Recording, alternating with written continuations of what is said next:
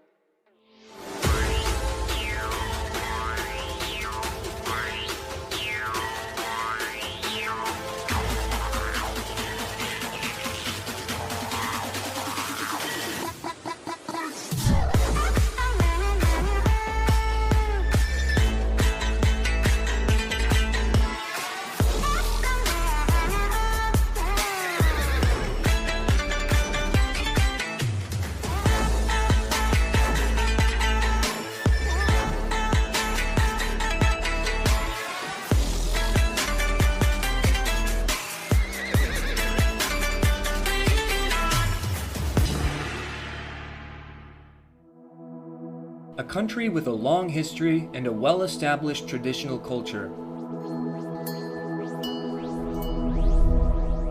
A safe country with a strong national identity.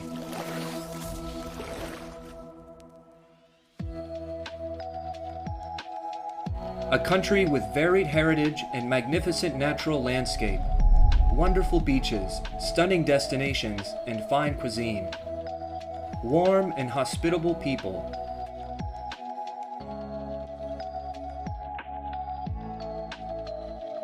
Vietnam's unique charms have captivated tourists and international friends alike.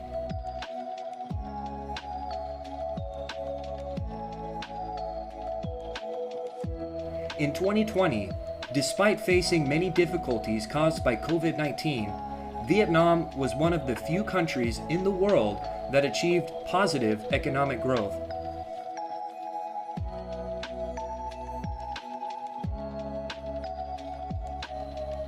In 2021, a survey by the World Population Review placed Vietnam among the 10 friendliest countries.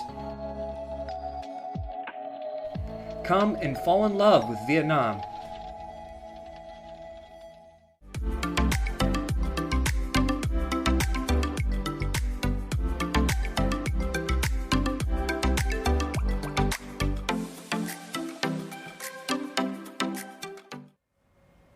Hello and welcome to our program Vietnam Days in Switzerland. I'm Thùy Linh. And I'm Minh Quang. Vietnam, a Vietnam rich in tradition, a dynamic Vietnam, a hospitable Vietnam, and a lovable Vietnam. The messages in the opening clip and the creative performance of dance group 218 are our greetings to the audience here in Vietnam watching us, and also to audiences all over the world who are watching the Vietnam Days in Switzerland program.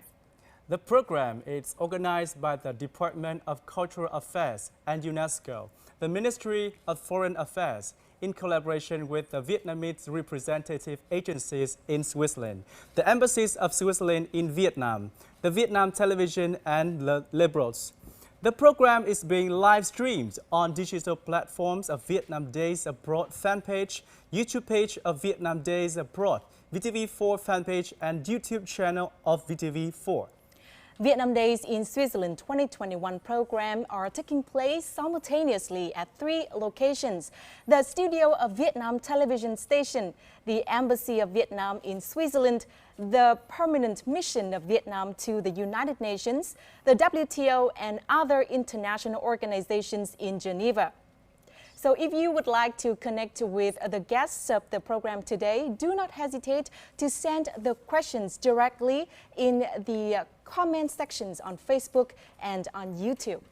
Ladies and gentlemen, culture has an important role in promoting dialogues and exchanges between nations within framework of the Vietnam Days Abroad program approved by the Prime Minister. Vietnam Days in Switzerland in 2021 is a special event to celebrate the 50th anniversary of the establishment of diplomatic relations between Switzerland and Vietnam.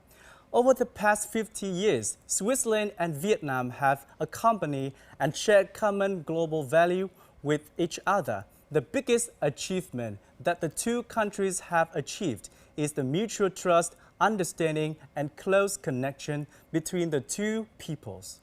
So in today's Vietnam Days in Switzerland program, we will look back at what the two countries have achieved, and building on that, we will look forward to the fruitful future of the relationship between the two countries. And through unique art performances and beautiful images and sharing of special guests in both Vietnam and Switzerland, you will better understand the special relationship between Vietnam and Switzerland.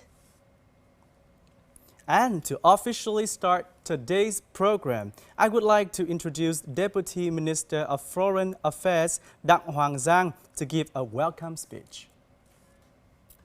Các bạn Thụy Sĩ và Việt Nam thân mến, ngày 11 tháng 10 năm 1971, Việt Nam và Thụy Sĩ chính thức thiết lập quan hệ ngoại giao.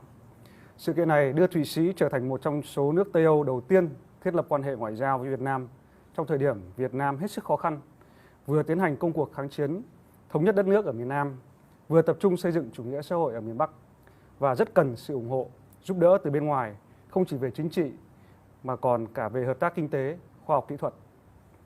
Trên thực tế, mối quan hệ giữa Việt Nam và Thụy Sĩ đã hình thành từ trước đó, dần được vun đắp theo thời gian cùng nhiều sự kiện quan trọng mà nổi bật là việc Thụy Sĩ chứng nhân cho Hiệp định Geneva lịch sử được ký kết vào ngày 20 tháng 7 năm 1954, công nhận độc lập, chủ quyền, thống nhất và toàn vẹn lãnh thổ của Việt Nam.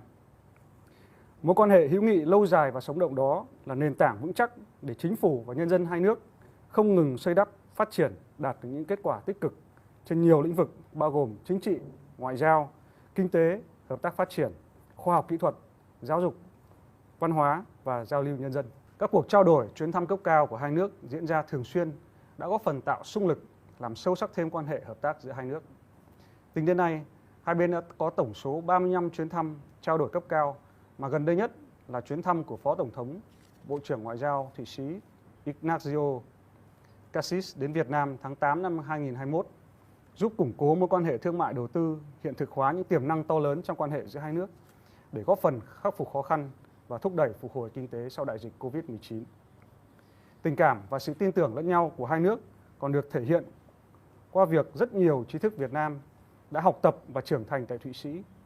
Cộng đồng người Việt Nam tại Thụy Sĩ hòa nhập tốt và được chính quyền sở tại đánh giá cao. Tháng 9 vừa qua, Việt Nam đã bổ nhiệm lãnh sự danh dự đầu tiên của mình tại bang Giác, Thụy Sĩ. Trong lĩnh vực hợp tác phát triển, Thụy Sĩ đã duy trì viện trợ phát triển cho Việt Nam trong suốt 30 năm qua. Các dự án hợp tác do Thụy Sĩ tài trợ cả song phương và đa phương đã đóng góp hiệu quả cho các thành tựu phát triển kinh tế xã hội và thực hiện các mục tiêu thiên niên kỷ hướng tới mục tiêu phát triển bền vững tại Việt Nam. Bên cạnh đó, Việt Nam và Thụy Sĩ cũng duy trì đà hợp tác hiệu quả, ủng hộ lẫn nhau trong các khuôn khổ, các tổ chức quốc tế và các diễn đàn đa phương như Liên Hợp Quốc, Diễn đàn Hợp tác Á-Âu, Tổ chức Thương mại Thế giới. Thưa quý vị và các bạn, năm 2021 là năm có ý nghĩa đặc biệt quan trọng đối với Việt Nam và Thụy Sĩ khi hai nước kỷ niệm 50 năm thiết lập quan hệ ngoại giao và 30 năm quan hệ hợp tác phát triển. Để đánh dấu sự kiện quan trọng này, hai nước đã tổ chức những hoạt động phong phú, đa dạng và thiết thực để cùng nhau nhìn lại chặng đường đã qua nửa thế kỷ với những tình cảm và dấu ấn tốt đẹp, đồng thời hướng tới tương lai với những triển vọng hợp tác mới, đặc biệt là trong lĩnh vực đổi mới sáng tạo và vì phát triển bền vững. Chương trình Ngày Việt Nam tại Thụy Sĩ do Bộ Ngoại giao và Đại sứ quán Thụy Sĩ tại Việt Nam, Đài truyền hình Việt Nam tổ chức diễn ra sau đây là một trong những hoạt động quan trọng của năm kỷ niệm thiết lập quan hệ ngoại giao, lần đầu tiên được tổ chức theo phương thức trực tuyến nhằm thích ứng với bối cảnh mới. Chương trình không chỉ minh chứng cho tình hữu nghị Việt Nam-Thụy Sĩ mà còn gửi tới công chúng Thụy Sĩ và các nước châu Âu thông điệp về một nước Việt Nam tươi đẹp, giàu bản sắc, sẵn sàng hợp tác với Thụy Sĩ trên mọi lĩnh vực, đặc biệt là đổi mới sáng tạo. Qua đó góp phần tăng cường hiểu biết và tình hữu nghị giữa nhân dân hai nước, đồng thời thắt chặt hơn nữa tình cảm gắn bó giữa Tổ quốc và cộng đồng người Việt Nam đang sinh sống, học tập, làm việc tại Thụy Sĩ và các nước châu Âu. Chúc đất nước Thụy Sĩ phồn vinh, thịnh vượng, chúc tình hữu nghị Việt Nam ngày càng bền chặt, chúc chương trình diễn ca thành công tốt đẹp. Xin trân trọng cảm ơn.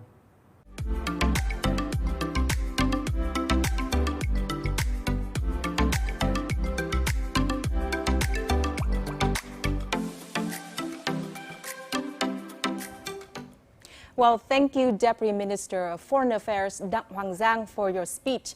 And up next are special greetings from Vietnamese Ambassador to Switzerland, Dr. Lê Linh Lan, and Ambassador Lê Thị Tuyết Mai, Permanent Representative of Vietnam to the United Nations, the WTO, and other international organizations in Geneva.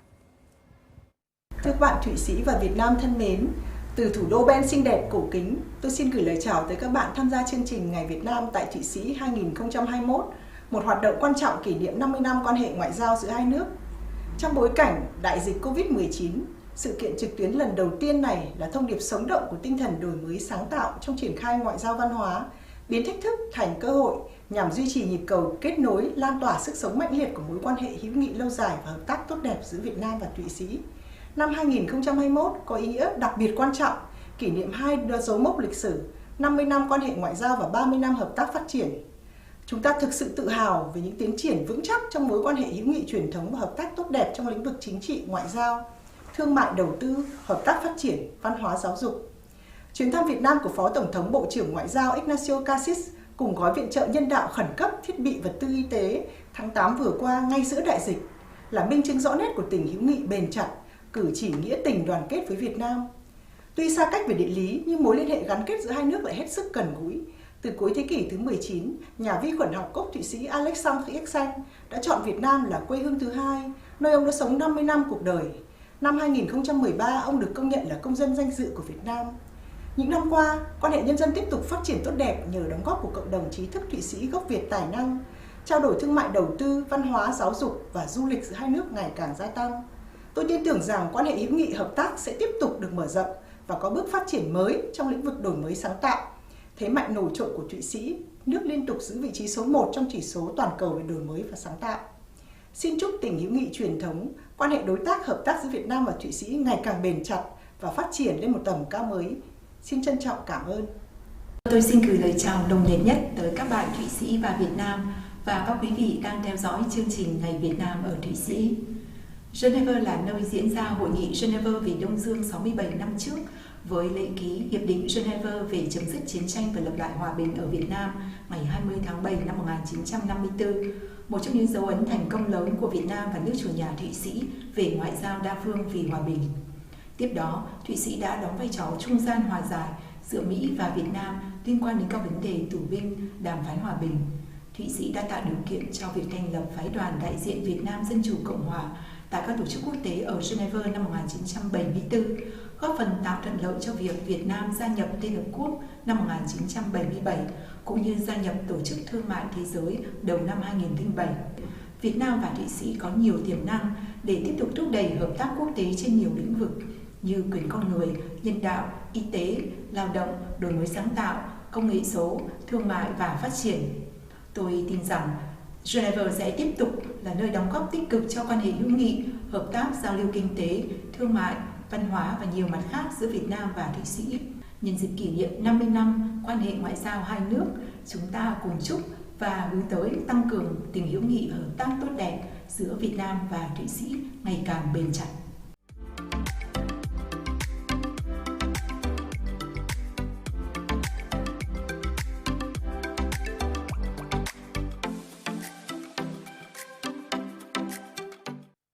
Thank you, ambassadors. And joining us live from the studio in Hanoi, His Excellencies, Mr. Ivo Sieber, Ambassador of Switzerland in Vietnam.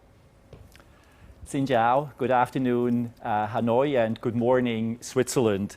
Thank you very much for inviting me to the Vietnam Days in Switzerland 21 celebrations. I'm very grateful and happy to be part of this special commemoration to celebrate the 50th anniversary of diplomatic relations between Switzerland and Vietnam. Let me also congratulate everyone who makes this delightful event across borders and across continents possible. And of course, it's great to see so many friends live together in times when this cannot always be done. Wonderful also to see Ambassador Lam and Ambassador Mai and all our other friends sharing this special moment together in Switzerland and here in Vietnam. Working together, sharing and trusting are key ingredients that make the relation and friendship between Switzerland and Vietnam a special one.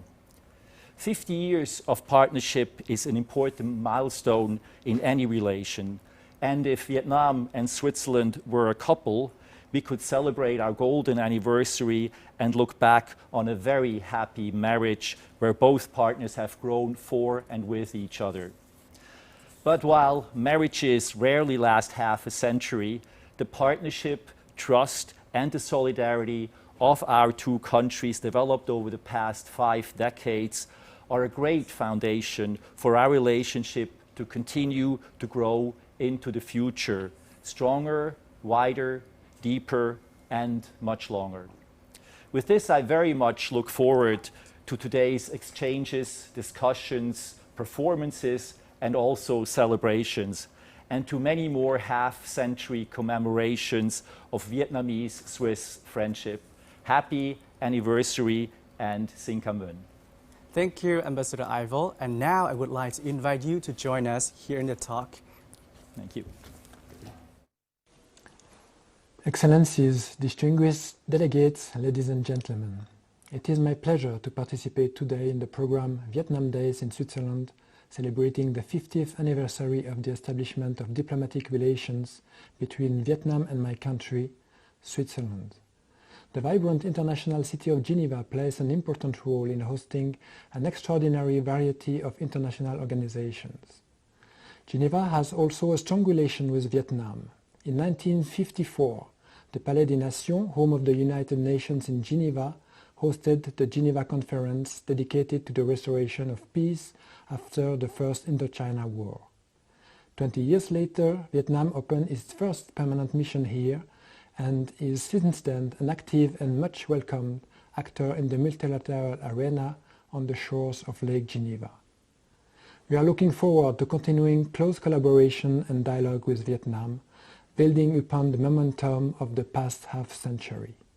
Thank you very much.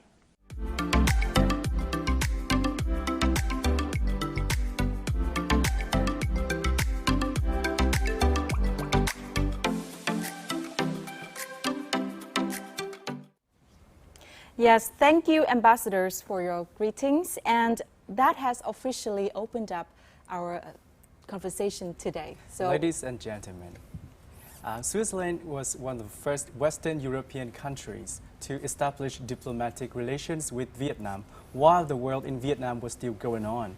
In 1954, Switzerland, as the host country, contributed to the success of the Geneva Conference after the Dien Bien Phu victory.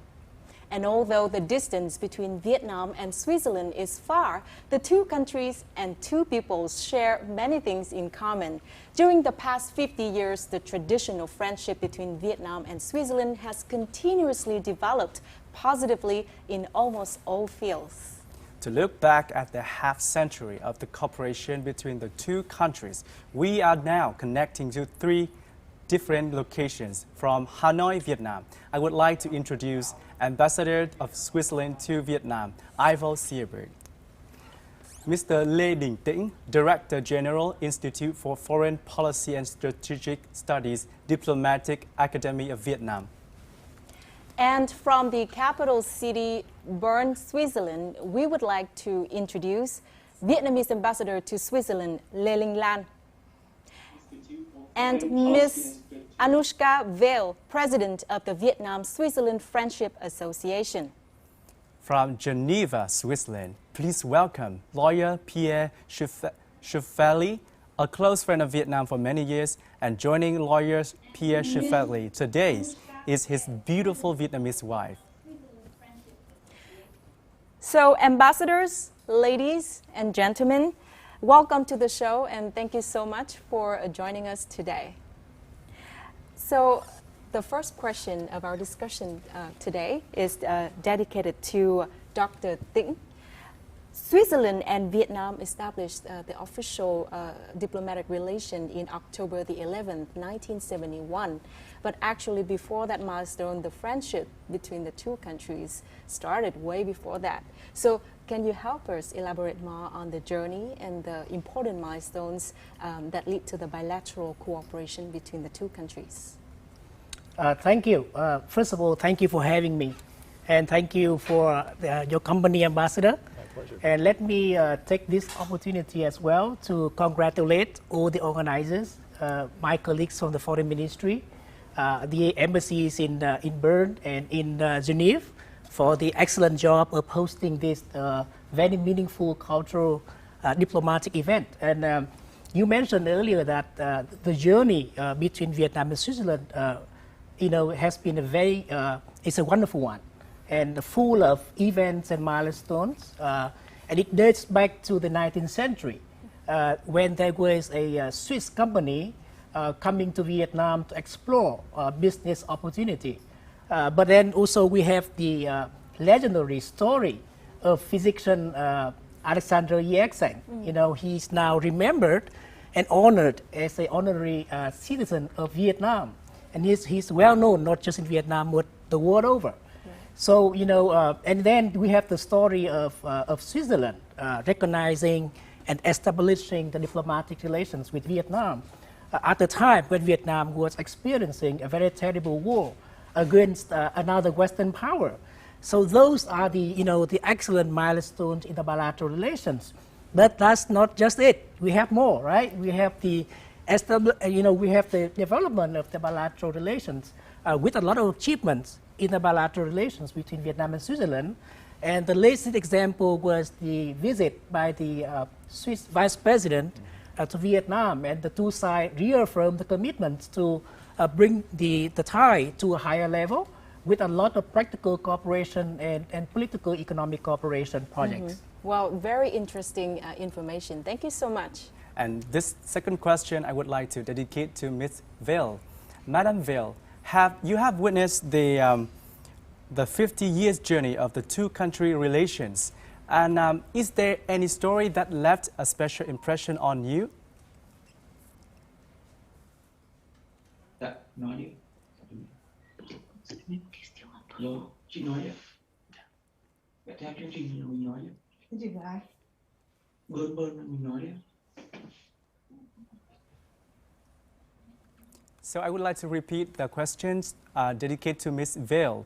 Madam Vail, you have witnessed the 50-year journey of the two countries' relations. Is there any story that left a special impression on you? Yes. First of all, I would like to thank all the people here for the invitation to participate in this festive, warm ambience. I'm very happy here now. To answer your question, yes. I was in Vietnam for the first time in 1986, just before the Doi Moi Congress, Party Congress, and so I had my first impression of the warm welcoming there, and I have seen a lot in the whole country. Then, in September 1996, General Nguyen Vo Nguyen Giap, visited Switzerland, And in the end of his goodwill tour, he met with Swiss friends.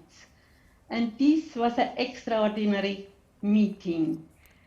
The general thanked all the old friends for their solidarity during hard times and put it a very strong focus on peace in the world.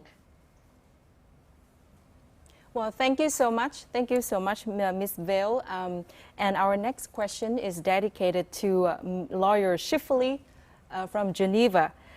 So you has also been there. Hi there. You have also been there and witnessed the development of Vietnam. And can you share with us some of the activities that you participated in terms of boosting the cooperation between the two countries? Hello, good afternoon Vietnam. Xin chào, nước Việt Nam tại Thụy Sĩ.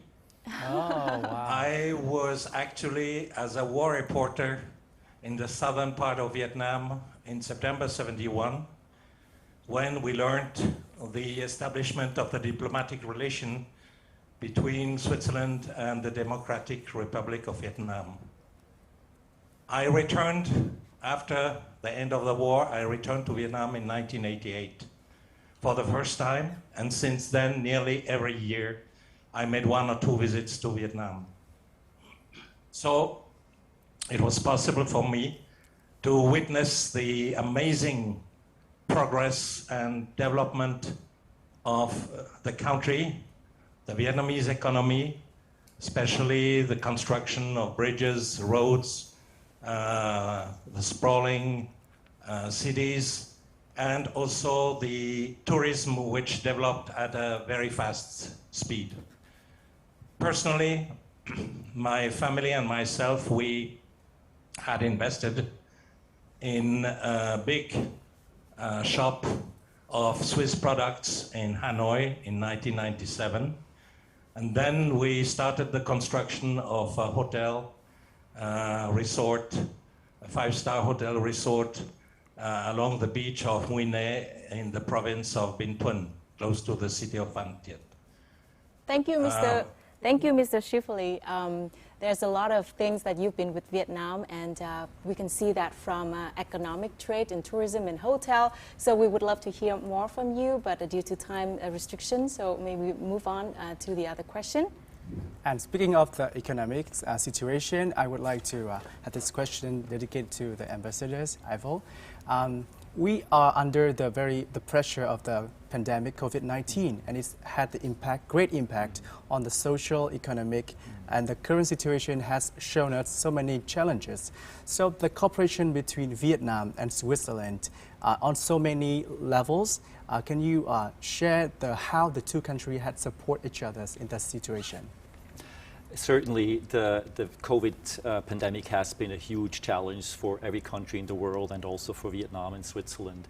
And this challenge, I think, has brought the cooperation together even closer and more tighter. First of all, Switzerland does participate in the global COVID pandemic fight, mainly through COVAX, but also through other multilateral instruments.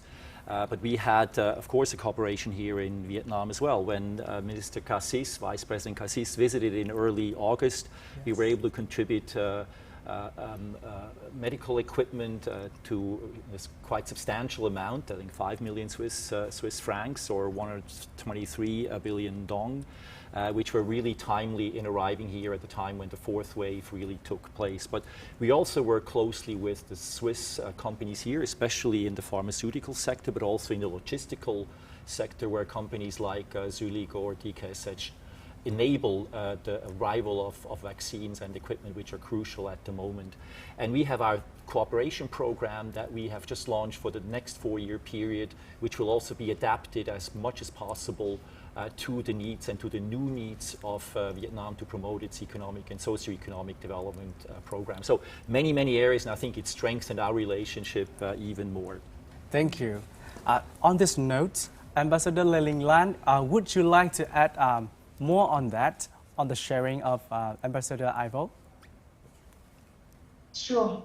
I think that I totally agree with a lot of Ambassador Ivo just said.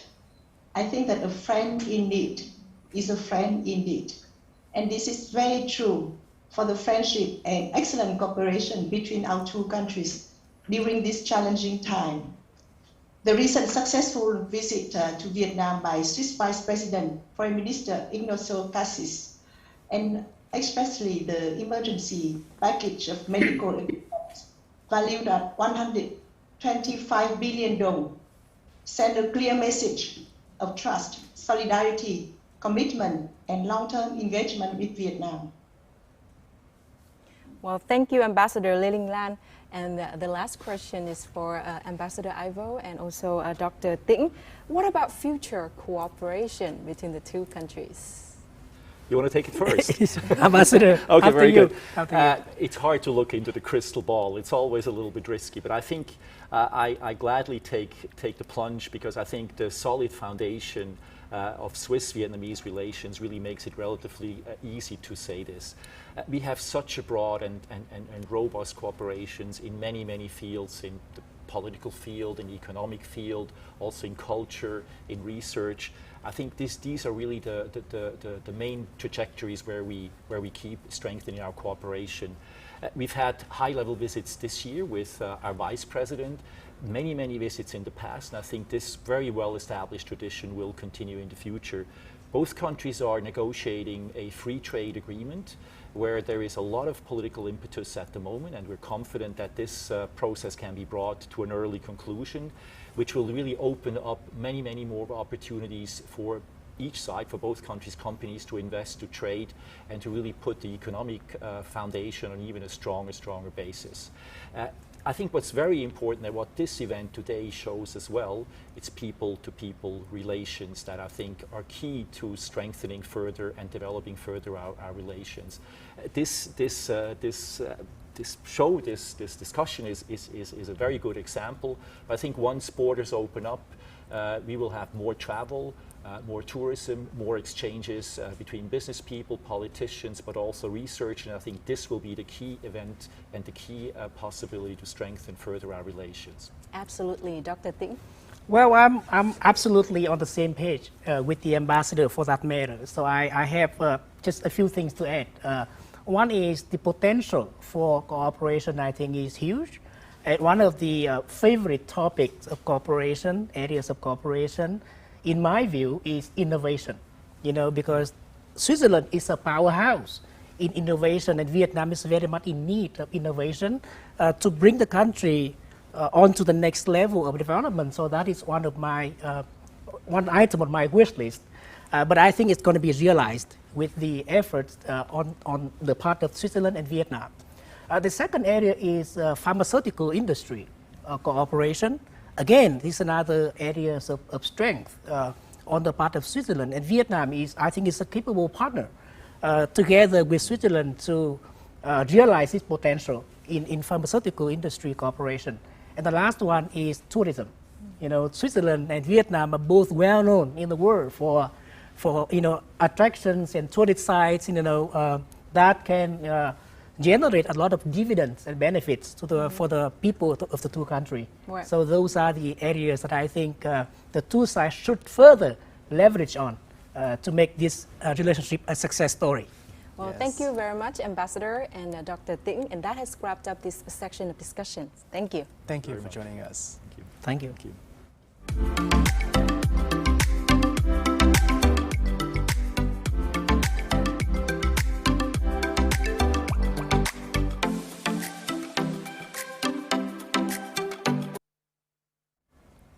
Ladies and gentlemen, talking about the friendship and people-to-people exchange during the past 50 years between Vietnam and Switzerland, we shouldn't forget to mention the physical and mental support of Swiss people to Vietnam.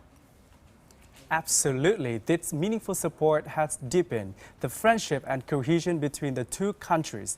And to shed more light on this issue, I would like to introduce a very special guest. Please welcome Ms. Michelle Leutert, the wife of the late Swiss ambassador to Vietnam, Ambassador George Leutert, for the period 1995-2000, who initiated the group of Francophone ambassadors spouse in Hanoi and directly participated in the many volunteer activities for the children in the highlands.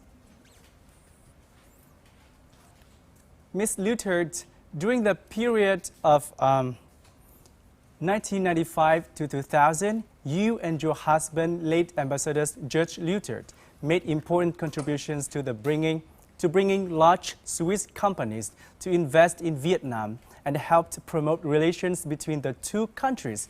Would you share more of your experience, your memories of this period? Well, good afternoon. I'm very honored to be part of this program, and I did leave a big piece of my heart in Vietnam. Yes, we worked very hard to maintain the cooperation, the economical cooperation, but one of my best souvenirs was that our house was filled with music, because my husband, late husband, believed that music was a link between different cultures and that this could bring people together. So he put together a program to rehabilitate the VNSO, and so we had always a lot of musicians coming from Switzerland to help the Vietnam Symphony to get back on their feet. It was just marvelous to have all these concerts, the first concerts again in Vietnam, classical music. And also I had a choir that we formed in our residence with about 12 different nationalities, and we had many CDs made with the VNSO, with our choir, and I think this was just a wonderful time and very Mrs. Luther, I also learned that you came up with the idea of setting up a group of Francophone spouse. So can you tell us more about that? I didn't understand your question. It wasn't you very came up clear. with the idea. You came up with the idea of setting up a Francophone spouse ambassador group. Oh yes. In fact, it wasn't ambassador spouses. It was French-speaking ladies that would get together every Tuesday afternoon and have a coffee and a nice chat together. And we decided that instead of each working in our little corner, we could put our energies together and do bigger things. And so we did found the group, le groupe de femmes francophones. And the ladies had one thing in common, that we all came to Hanoi following our husbands. So we didn't have much choice, in fact, but we really enjoyed it. And we sponsored an orphanage, and we helped them get really well organized. And we had another program with ladies that were planting vegetables. And with the agronomist of the French embassy, we taught them how to grow clean vegetable and have a bigger crop. So we decided to give $1,000, and each lady became worth of $100, interest-free. And in fact, instead of giving back the money, once they had enough money, they could give the $100 to a next lady. And this was a wonderful program, because I heard that all these ladies got together and made a cooperative of and were growing vegetables to bring to Hanoi market and to sell to all the expats that were very fond of these clean vegetables. It's a really fantastic idea, and I think that your activities would help bring more fun and happier life to people, especially the children in the highlands. So thank you so much for this sharing. You're very welcome.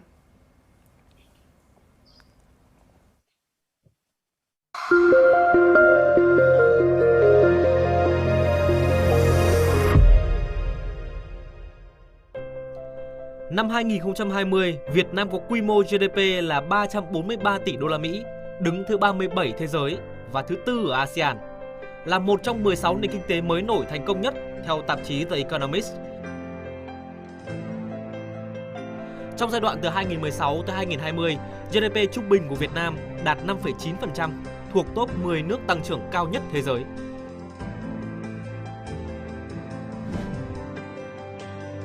Tổng kim ngạch xuất nhập khẩu của Việt Nam chính thức vượt mốc 500 tỷ đô la Mỹ vào năm 2019 và đạt trên 545 tỷ đô la Mỹ một năm sau đó. Năm 2020, chỉ số đổi mới sáng tạo toàn cầu của Việt Nam được xếp thứ 42 trên 131 nước, đứng đầu nhóm 29 quốc gia có cùng mức thu nhập. Tính đến hết năm 2020, đã có 140 quốc gia và vùng lãnh thổ đầu tư vào Việt Nam với hơn 33.000 dự án, trong đó có nhiều nhà đầu tư lớn nhất thế giới đến từ các quốc gia phát triển. Với việc đàm phán và ký kết thành công 15 hiệp định thương mại tự do song phương và đa phương quan trọng, trong đó có những hiệp định thương mại tự do thế hệ mới lớn nhất thế giới, Việt Nam có thể tiếp cận thị trường của hơn 60 nền kinh tế với tổng GDP chiếm gần 90% GDP toàn cầu. Thế và lực của Việt Nam tiếp tục được củng cố và nâng cao trên trường quốc tế khi Việt Nam hoàn thành xuất sắc các nhiệm vụ trọng trách trong khuôn khổ các diễn đàn, tổ chức đa phương quan trọng của khu vực và thế giới.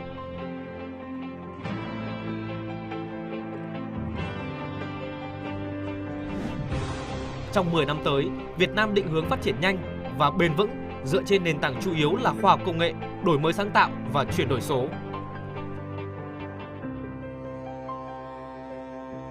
Một nền chính trị và xã hội ổn định, nguồn nhân lực dồi dào và chất lượng, vị thế, uy tín ngày càng cao trên trường quốc tế.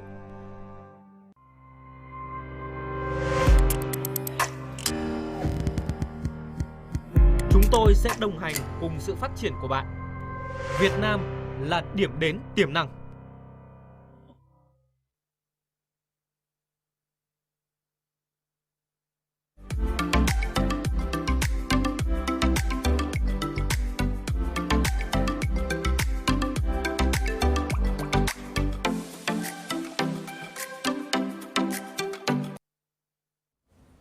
Vietnam has been and will always strive to be a safe and attractive destination for foreign investors.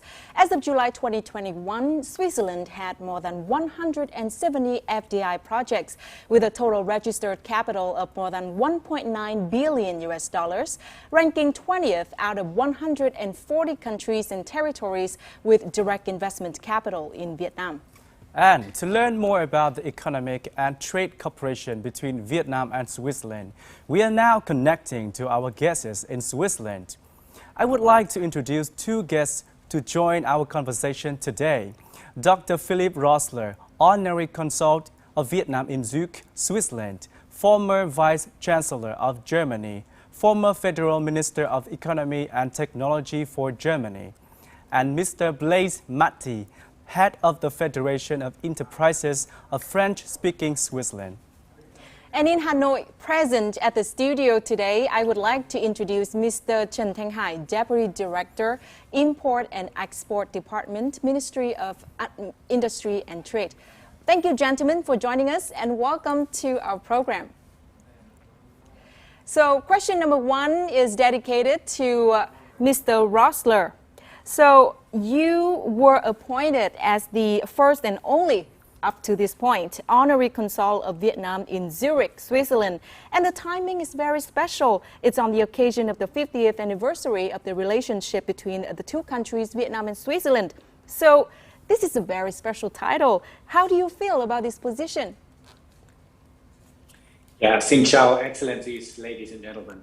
So, as you can see, I was born once in Vietnam, then adopted to Germany, had the honor to serve to my country. But now I'm living in Switzerland. And now I have the opportunity to give back to the country where I was once born, to Vietnam. That's a great honor. It's a great duty, but it's even more for me. It's moving and it's a sort of destiny. Okay. So I will contribute and happy to have this great title and role.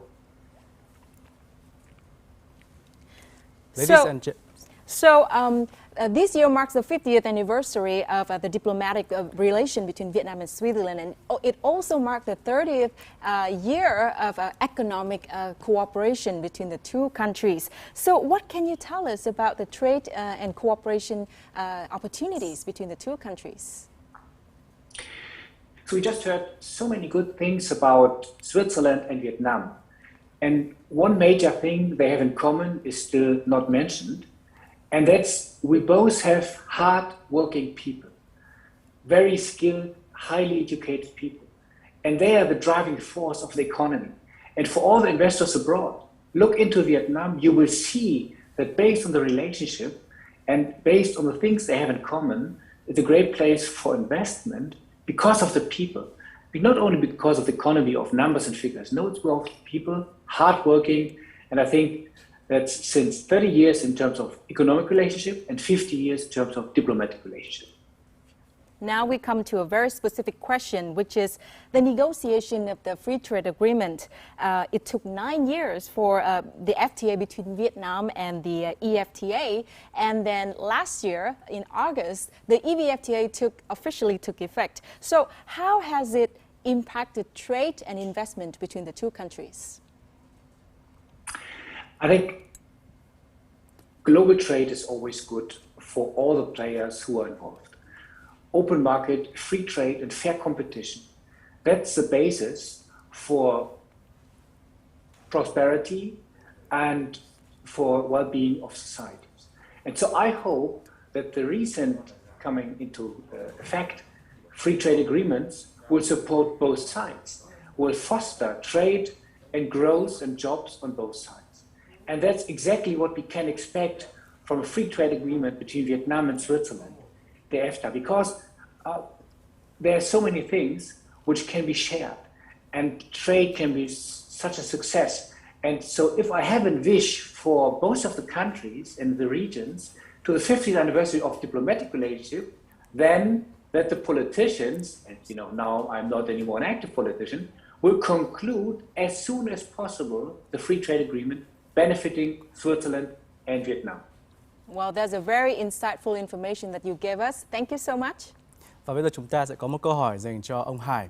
Thưa ông Trần Thanh Hải, với những chia sẻ vừa rồi của ngài Philip Roessler về thì ông có đánh giá gì từ phía Việt Nam và Bộ Công Thương về tác động của EVFTA đối với quan hệ thương mại đầu tư giữa Việt Nam và Thụy Sĩ?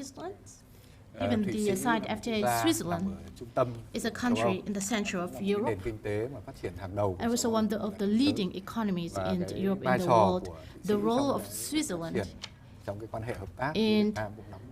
plays a very important role in development cooperation with Vietnam. Since last August, the EVFTA came into effect. However, Switzerland is not a member of EVFTA. It belongs to another bloc, which is the EFTA. The bloc consists of 4 countries. They are also major economies, but they are not the members of EVFTA. However, in general, we see that all the European countries enjoy the very close cooperations with Vietnam. Switzerland's policies towards Vietnam is similar to that of other European countries. Trade relations between Vietnam and other European countries, including Switzerland, is almost the same. So we see that with the EVFTA, we can increase export to European countries, including Switzerland. The export products of Vietnam include mobile electronics, machineries, textiles, footwear, timbers, and fisheries. We can see that the European countries, including Switzerland, have high standards in terms of technological requirements and the standards, especially for aquaculture products. So this will serve as both the motivation for the Vietnamese businesses to strive to meet the requirements of these very strict markets. Thank you very much, As you Mr. may Trần know, Thanh Hải. 2020 is the year the world witnessed rapid, complex, multidimensional and unpredictable changes due to the impact of the COVID-19 pandemic. However, Vietnam's import and export of goods still stands firm and maintains its growth momentum, especially agricultural exports. Thanks to layers and layers of alluvial being deposited slowly and quietly by the river flow through time, the Red River Delta and the Mekong Delta were formed and developed into fertile and prosperous regions.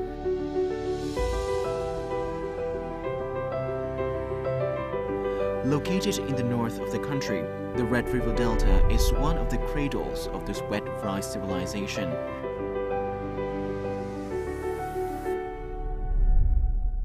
In the south, the Mekong Delta is the largest rice-growing region of Vietnam and contributes more than 90% of the country's rice exports. This has helped to secure Vietnam's position among the world's top rice exporters, according to the General Statistics Office in 2020.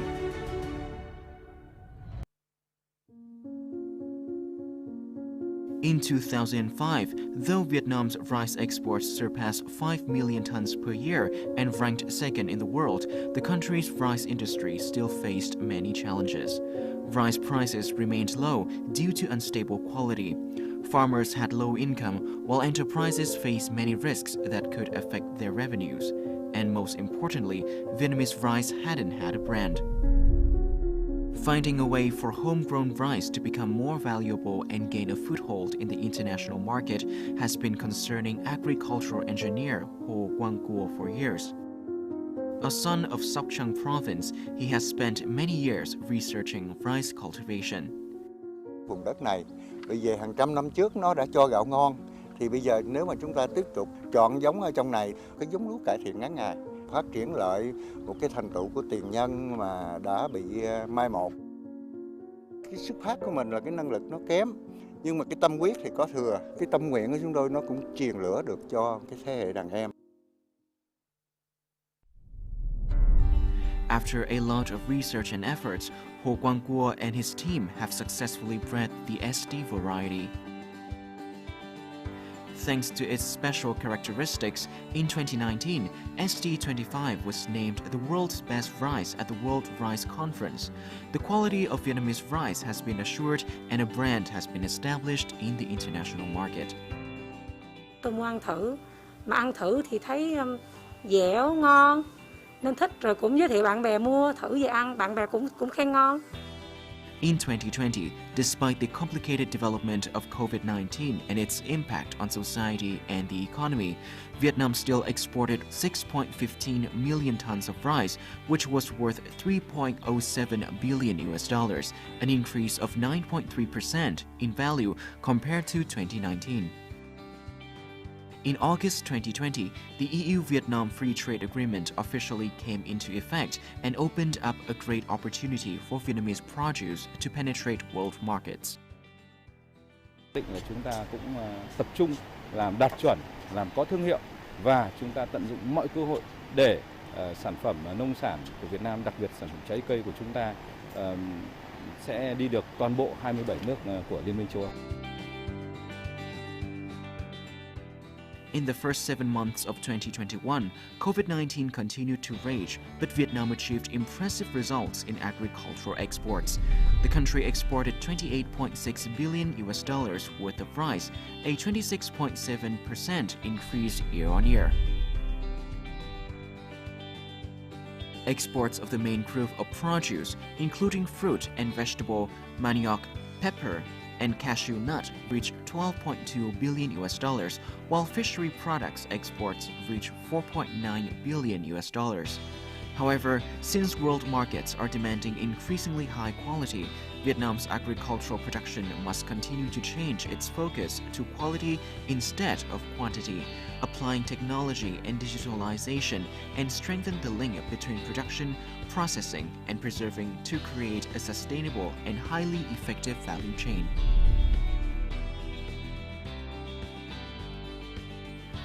In the future, thanks to hard work and business acumen, Vietnamese agricultural products will achieve new miracles. The quality of Vietnamese rice will continue to be affirmed and more Vietnamese brands will be recognized in the international market.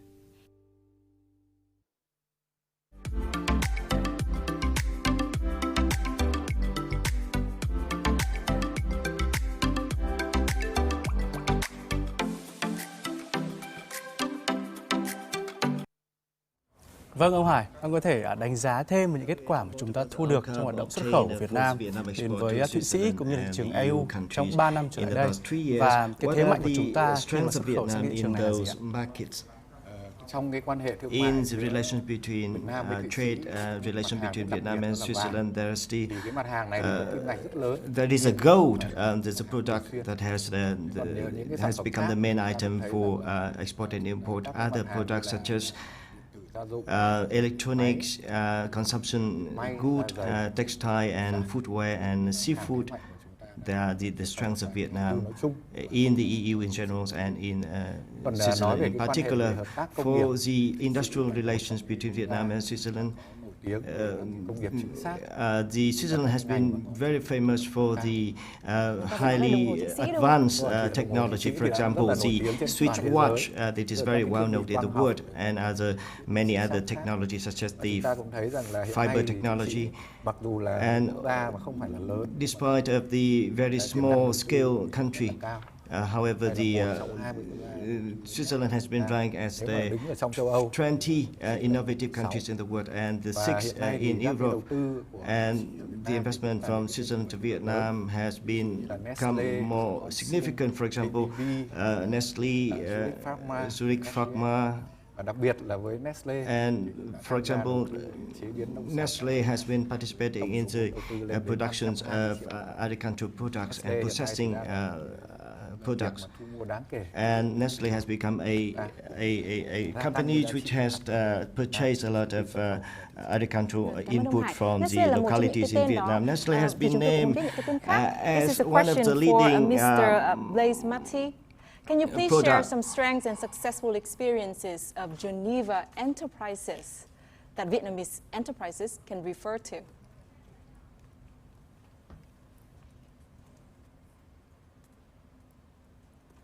The framework conditions in Vietnam are very impressive, and the people I talked to said to me clearly that they were ready to invest, to continue their investments and to invest more in Vietnam, because as it was already mentioned, there is still a very skilled workforce. Generally, the conditions for business are good now. They maybe have to improve still for the coming future, but they're already very good. And I think that the experiences made by our companies are excellent. You know that we need to have a good cooperation between Switzerland and Vietnam as regards, for instance, IT. We talked about agriculture, but IT plays a key role in our relationship. We mentioned pharmaceutical industry, of course, which is not really based in Geneva, more in Basel, but we're talking about Switzerland and Vietnam more than Geneva and Vietnam. So what I would say, if we want to keep the amount of investment that we already have between Switzerland and Vietnam, we need to continue to improve the framework conditions for business. We need stability, we need innovation, we need technological expertise, we need connections, we need exchanges, and we need sometimes financial support as well. Yes, thank you so much, Mr. Mate. Bên cạnh những điểm mạnh mà chúng ta vừa được lắng nghe từ bác Mate, thì chúng ta có thể thấy là có rất là nhiều những cái thử thách, ví dụ như là sự challenges that we have to face, for example, climate change, or most recently the COVID-19 pandemic.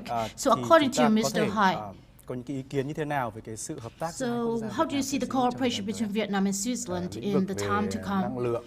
Energy, environment are very promising area for cooperation.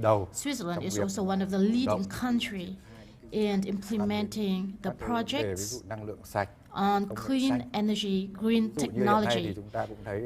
At this moment, Switzerland has been implementing projects to support R&D on renewable energy, to promote renewable energy in Vietnam.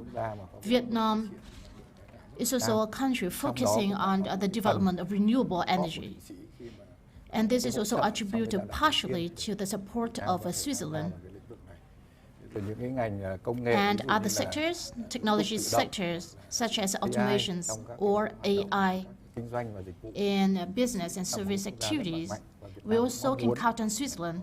They have very strength. Vietnam looks forward to the technology transfer from the Swiss investors. Thank you so much, ladies and gentlemen, for your insightful sharing about the economic cooperation between the two countries. Thank you.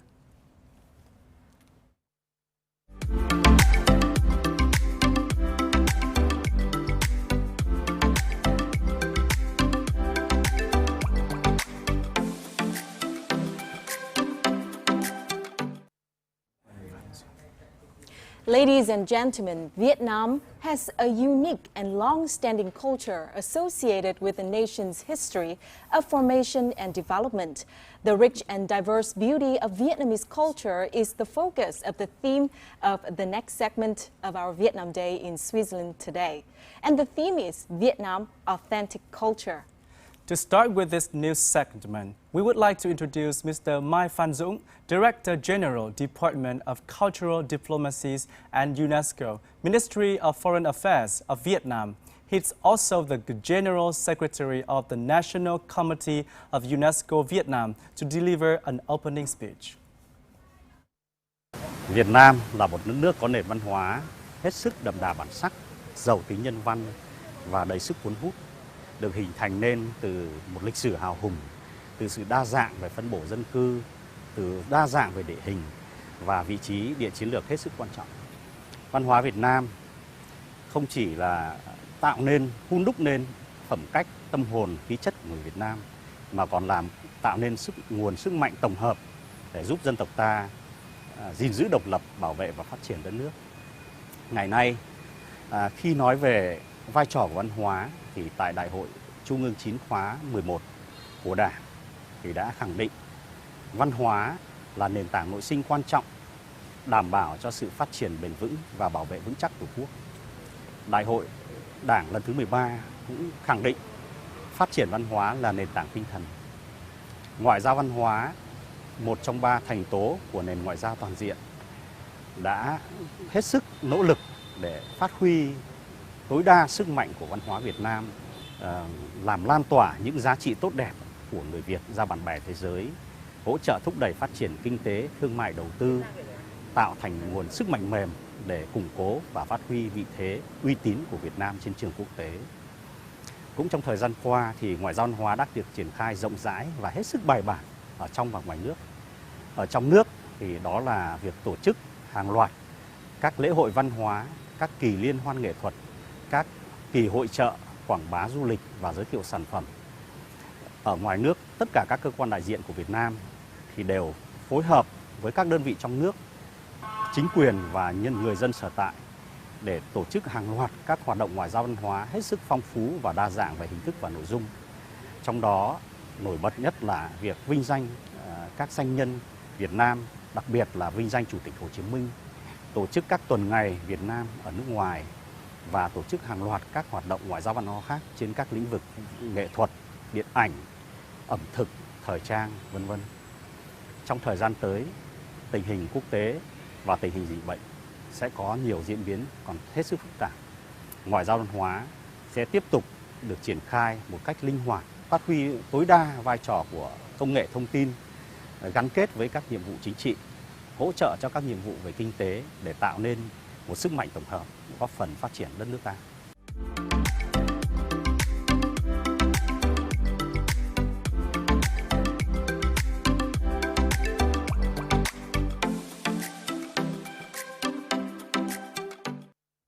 Thank you, Mr. Mai Phan Dũng, for your sharing.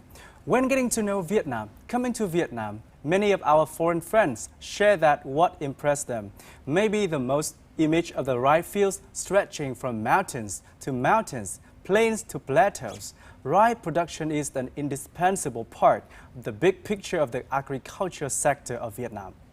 And for thousands of years, rice has been associated with Vietnamese people and villages and has also become the name of a civilization, the wet rice civilization. So let's take a look at the imprints of the rice plant, the rice grain over time to understand more about the great value of rice that go along with the socio-economic aspect and history of Vietnam.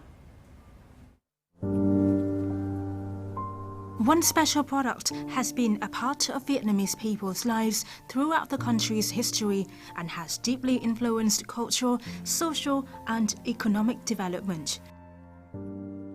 That product is rice.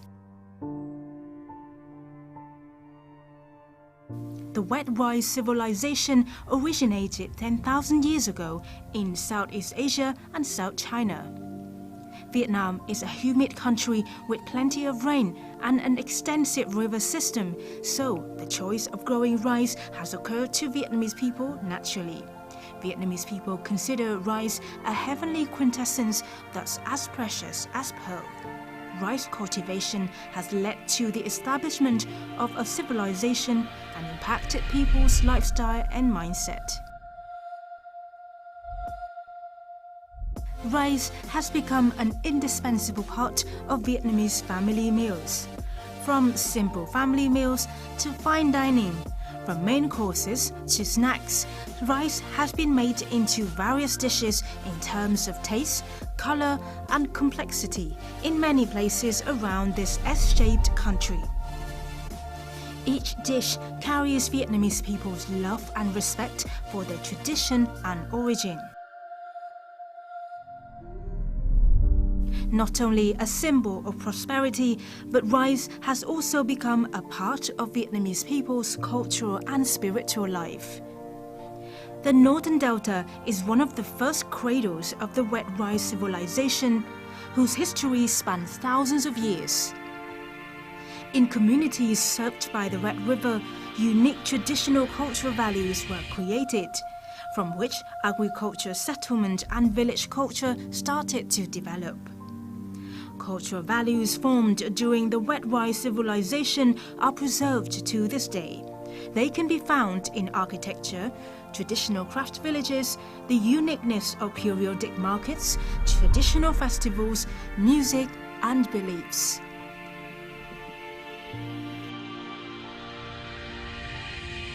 Through time, the wet rice civilization has contributed to the development of a strong Vietnamese cultural identity.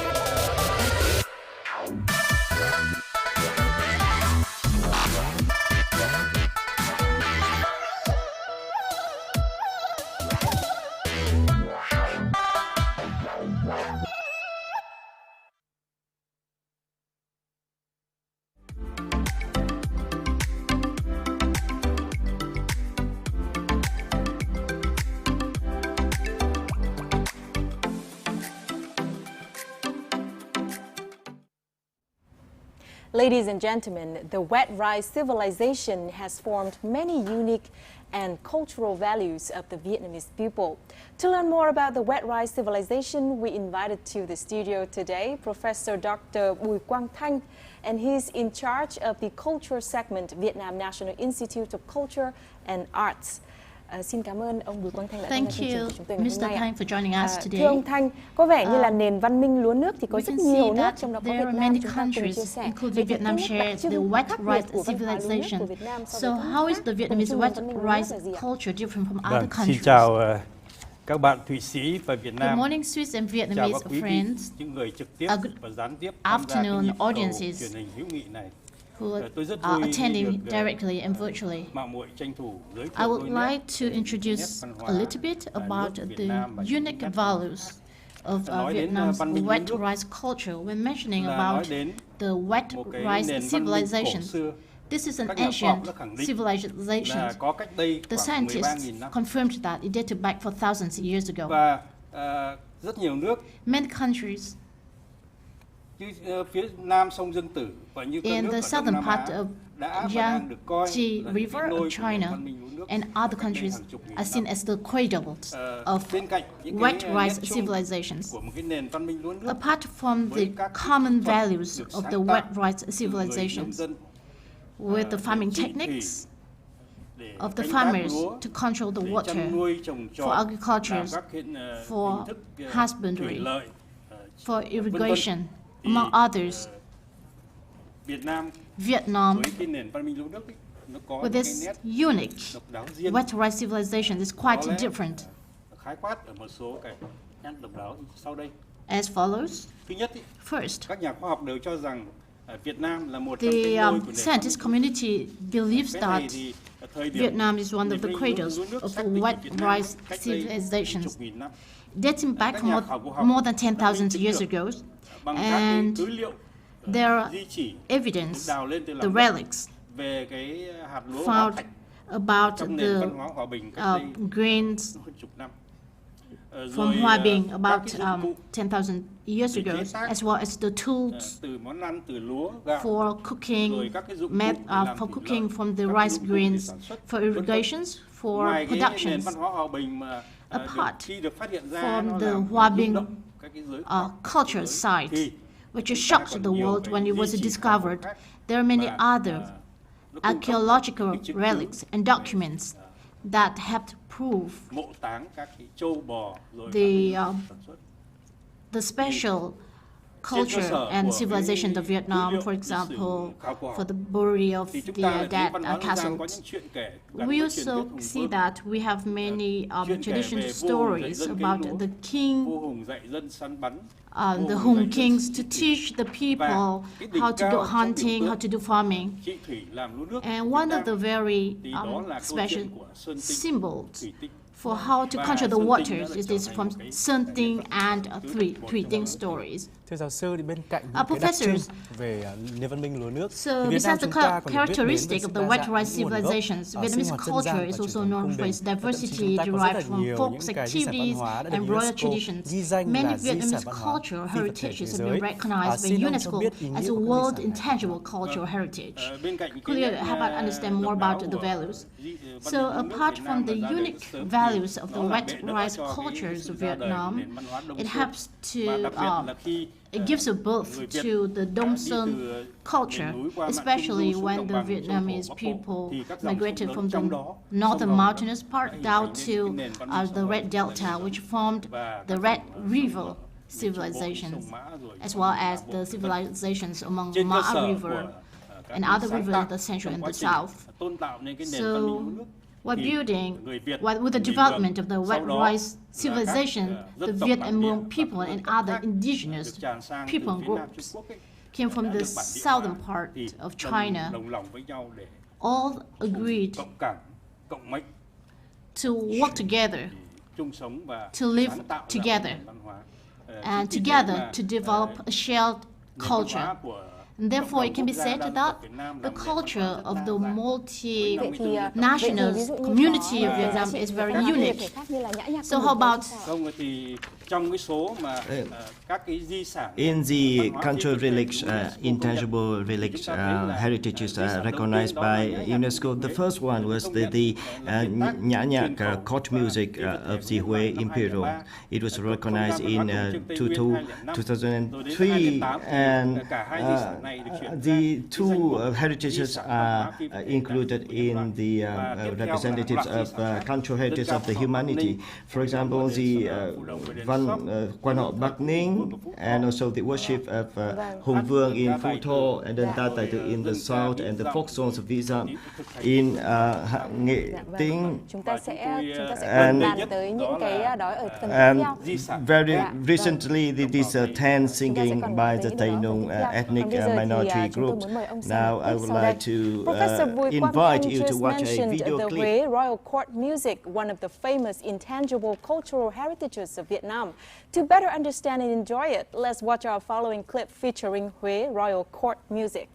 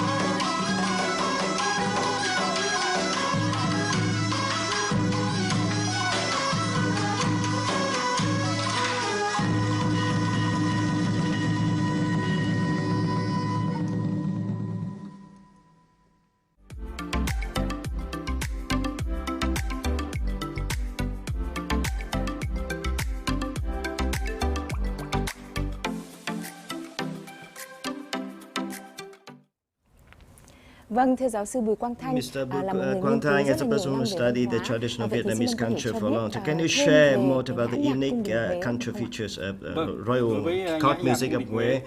For the nhã nhạc, that is the first heritage recognized by UNESCO. I would like to brief about this nhã nhạc. It is a term that is a music in the court. For example, it's very similar to babaku or the official court in China and in Korea. And nhã nhạc was born along with the formations of the feudal court when the King Li moved the capital to Thăng Long. He established a management board, and he paid attention to the music, to the court music.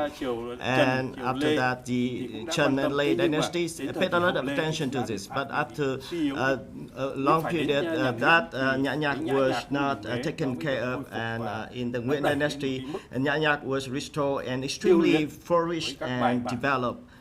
with a lot of orchestras and teams to play the court music. There are many unique cultural heritages, unique features of this court music, and among the traditional music, the Nhạc remain as one of the most respected, and from the 13th century until the Nguyễn Dynasty, from 1802 to 1945. I think that was the period of significant development of the là loại hình văn hóa đầu tiên của Việt Nam được công nhận là di sản văn hóa phi vật thể thế giới. Đến năm 2008 thì được công nhận là di sản văn hóa phi vật thể đại diện của nhân loại. Và từ đó đến nay có 13 di sản văn hóa phi vật thể của Việt Nam UNESCO công nhận, trong đó mới nhất là hát then, thể loại 13 heritages of Vietnam recognized by UNESCO, in which the ten singing. Can you share with us why ten singing was recognized as an intangible cultural heritage? In 2019, the ten singing was incorporated as a cultural heritage representative of the humanity. The folk songs by the Tây Nung Thai ethnic groups in 17 provinces in the north of Vietnam, from Sơn La, Lai Châu, Điện Biên, and many other provinces in the north of Vietnam, Quảng Ninh and Bắc Giang. And the ten singing was a very significant folk songs of Tây Nung and Thai ethnic groups for over 100 or 1,000 years of history. The local people, for example, the ten singing became a culture that associate the spiritual life of the people in those regions. It could convey the spiritual activities and also the awareness and also the concept of the natural phenomena, and also by the aspiration for a life or for the agricultural production. Chúng ta đã nói về văn minh lúa nước, chúng ta đã nói We talk về about the wet dry cultivation làm thế nào để những giá trị and also the ten singing. How can we preserve the unique and original values of those heritages in the community? Thực ra thì để nói đến việc bảo tồn to promote and to safeguard the cultural heritages, this is a dream for us. We can only safeguard the intangible heritage. The preservation is very complex and it requires a lot of challenges to be met, and we need the community, we need the management from the authority to pay attention to. First of all, since the formations of our country, the party and state always have a policy to protect and to preserve the intangible cultural heritages. However, to put those policies into practice, there's still a lot of shortcomings and limitations. The first, we need to raise awareness of the local authorities and also the central authorities on the values of intangible cultural heritages, how to promote it, how to safeguard it. And we need to have a policy and mechanism to support the artisan. They are the group, the core group to decide on the survivals of those heritages. And we need to have the cohesion and coordination between the practice of cultural heritages and the promotions of tourism, and also to incorporate those activities into the school. And we need to encourage the young generation to have a more awareness and understanding about the heritages, so that we could have the foundation to fall in love or to have the good passion, a strong passion for the culture.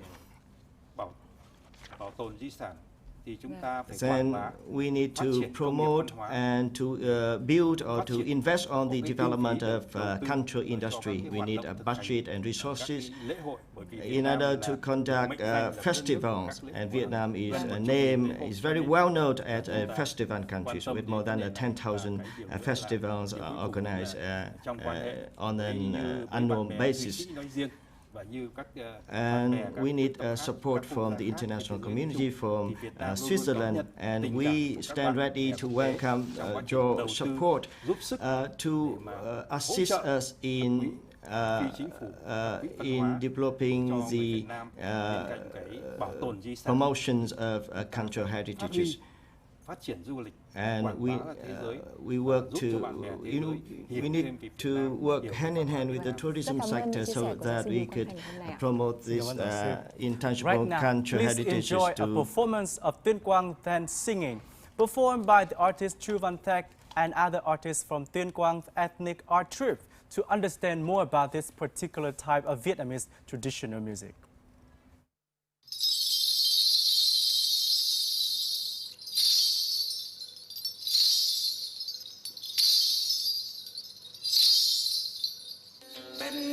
Càng đùa cánh ly lầy chúc lừ còi phật khai tèn công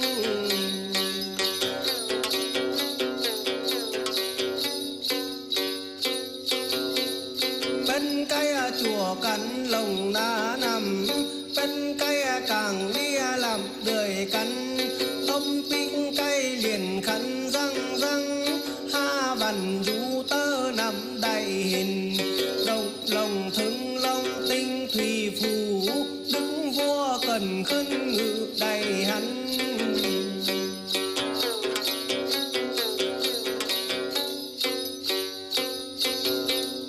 đại hình tiếng cây khăn lồng lo ha vằn lọt khấn bóc phương đông ngọc thọ xuất khai phương như cao thiên hạ khỏi đó thấu cuồn sấm tớ thế bà nữa bôn lung tỏa tham tiếp bàn trắng gà hết bữa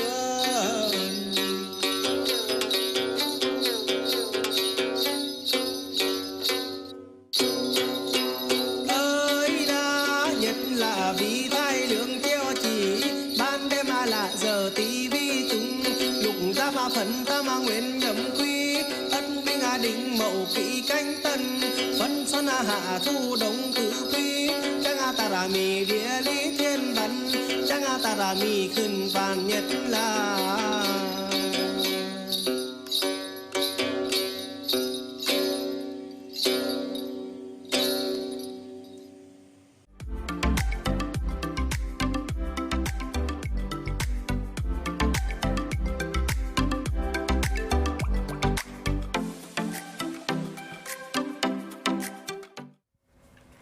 How do you feel about the 10 singing performance? I would like to provide some very interesting information about the previous performance.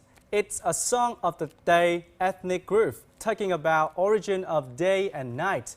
The artist used a special kind of lute called đàn tình to accompany the lyrics of the song. The dance group were hình mạ bells, which means horse bell, to create a high-pitched sound effect. So it was a very interesting performance, wasn't it? Yes. And I myself, I find it very interesting and learned a lot after our discussion with Professor Bùi Quang Thanh. And again, I myself feel very proud of the Vietnamese cultural heritage. And I'm wondering, what about the cultural heritage of Switzerland? Of course, it has a lot to share. Yeah. Switzerland is the country with many long-standing cultural heritages. The musical masterpiece, The Soldier's Tales, written more than 100 years ago, is an example. It is a theatrical work composed in 1918. It was written by the famous Swiss writer Charles Ferdinand Ramus, sent to music by the great French-Russian composer Igor Stravinsky.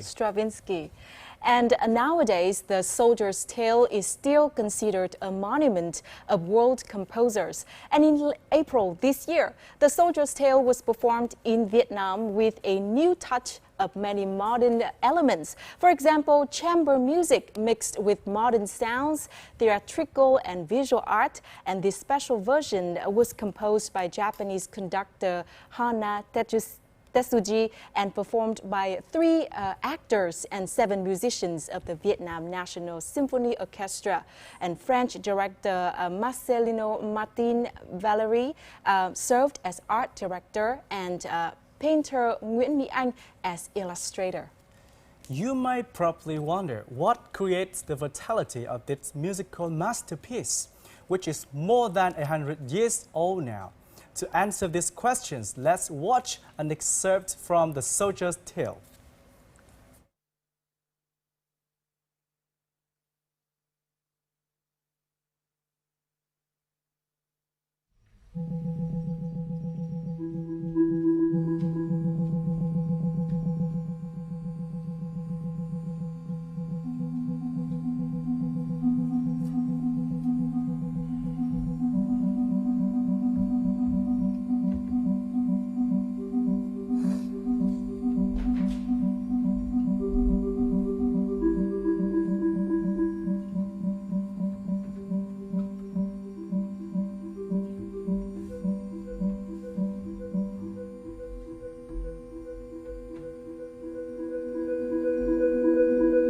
Un jour, elle lui dit « Je ne sais rien encore de toi. Raconte-moi. Raconte-moi un peu de toi. »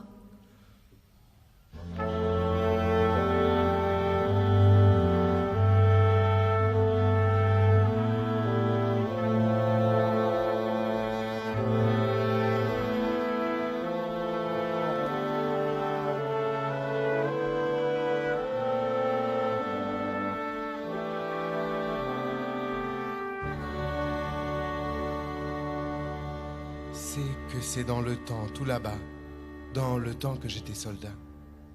Tout là-bas chez ma mère, dans mon village, loin, bien loin. Et j'ai oublié le chemin.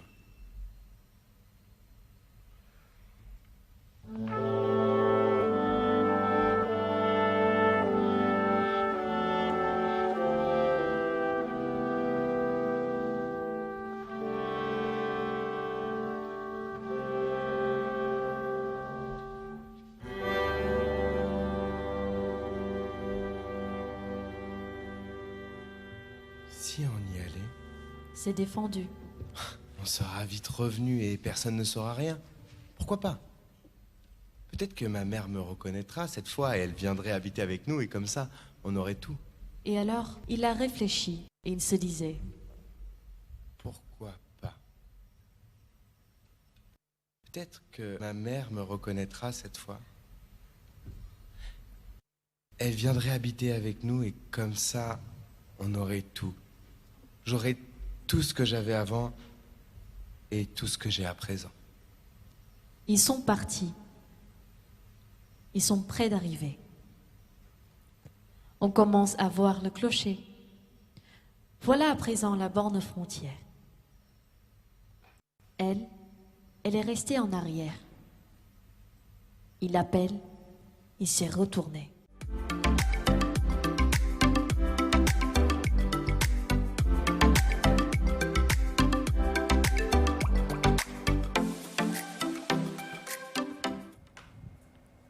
Vietnam is a country with a rich cultural tradition and history, with many heritages known to the world. This is the perfect condition for Vietnam to become an attractive destination for tourists. What's so interesting about Vietnam? Let's find out more in this segment called Amazing Country. Well, may I recall this funny saying, the way to a man's heart is through his stomach. And I think it's true not only for men, but for everyone. It's true for me.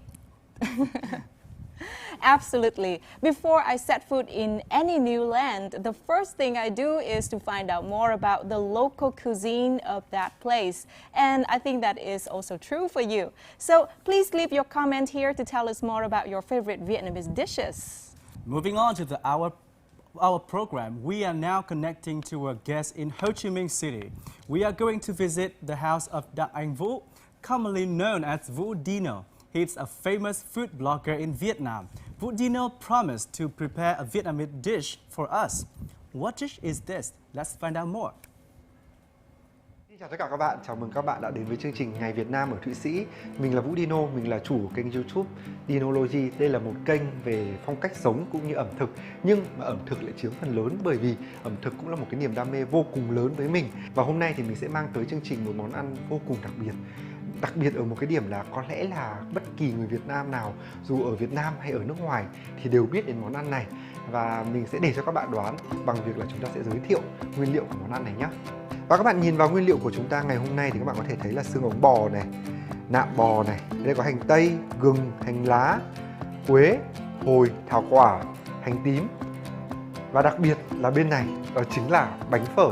Nói đến đây thì còn đoán làm gì nữa đúng không? Đây chính là món phở bò của Việt Nam. Phở bò là một món ăn vô cùng quen thuộc với tất cả người Việt Nam. Nhưng mà đợt này dịch bệnh thì rất là khó để chúng ta có thể ra ngoài hàng có một bát phở được. Nên là mình quyết định là mình lăn vào bếp và nấu một món phở bò cho riêng mình. Một bát phở bò ngon thì rất là nhiều yếu tố quan trọng. Nào là nước dùng phải đậm vị này, thịt bò thì phải ngon, phải tươi. Rồi tất cả những cái gia vị như quế, hồi, thảo quả thì phải cân bằng. Làm sao để mùi bò và mùi quế, mùi hồi, mùi thảo quả nó được cân bằng với nhau. Không cái gì át đi cái gì, không cái gì làm biến chất cái gì. Nhưng với cá nhân mình thì một thành phần vô cùng quan trọng để làm nên một bát phở bò không thể cưỡng lại được, đó chính là bánh phở. Bánh phở thì nghe tưởng chúng ta nghĩ nó rất là đơn giản, chỉ là một cái phần tinh bột ở trong một bát phở, giống như là cơm ở trong mâm cơm, thì nó không phải là cái gì đáng chú ý. Nhưng với mình thì khác hẳn, bánh phở là linh hồn của một bát phở. Khi mà chúng ta ăn một tô phở thì việc đầu tiên với mình nhá, với cá nhân mình thì mình luôn luôn gấp cái sợi phở lên và ăn sợi phở đầu tiên, chứ không phải là ăn miếng thịt bò. Bởi vì là với mình thì cái sợi phở nó ngấm nước bò, ngấm nước dùng, nó ngon đến đâu thì cái sợi phở nó sẽ tôn lên vị của nước dùng cũng như vị thịt của người nấu phở. Mùa dịch thì kiếm được bánh phở tươi khá là khó, nên là mình thường hay sử dụng bánh phở khô. May mắn sao ngày hôm nay thì mình đã kiếm được bánh phở tươi. Bánh phở tươi thì nó ngon hơn rất là nhiều các bạn ạ, bởi vì nó được làm từ gạo. Việt Nam thì nổi tiếng là một quốc gia có nền văn minh lúa nước lâu đời, nên là tất cả những món ăn từ gạo của Việt Nam đều làm từ lúa nước Việt Nam. Nên là bánh phở ngon thì các bạn cầm trên tay là các bạn sẽ biết ngay mùi thơm đượm của mùi gạo, và tất cả những sợi phở nó trở nên dài và óng ánh. Đấy chính là bánh phở ngon theo quan điểm của mình. Có một số bạn bè của mình thì rất là cầu kỳ muốn làm bánh phở tại nhà. Nếu cá nhân mình mà làm bánh phở thì mình sẽ chọn là cái loại gạo, đó chính là loại gạo ST25. Đây là một cái loại gạo rất là mới và đang được mệnh danh là gạo ngon nhất thế giới, đến từ Việt Nam. Nên là mình rất là tò mò xem không biết là làm bánh phở từ gạo ST25 thì nó có đặc biệt hơn, ngon hơn như thế nào hay không. Mình mong rằng có cơ hội mình thử cái chuyện này. Còn bây giờ thì có lẽ là chúng ta bắt tay vào làm món phở thôi.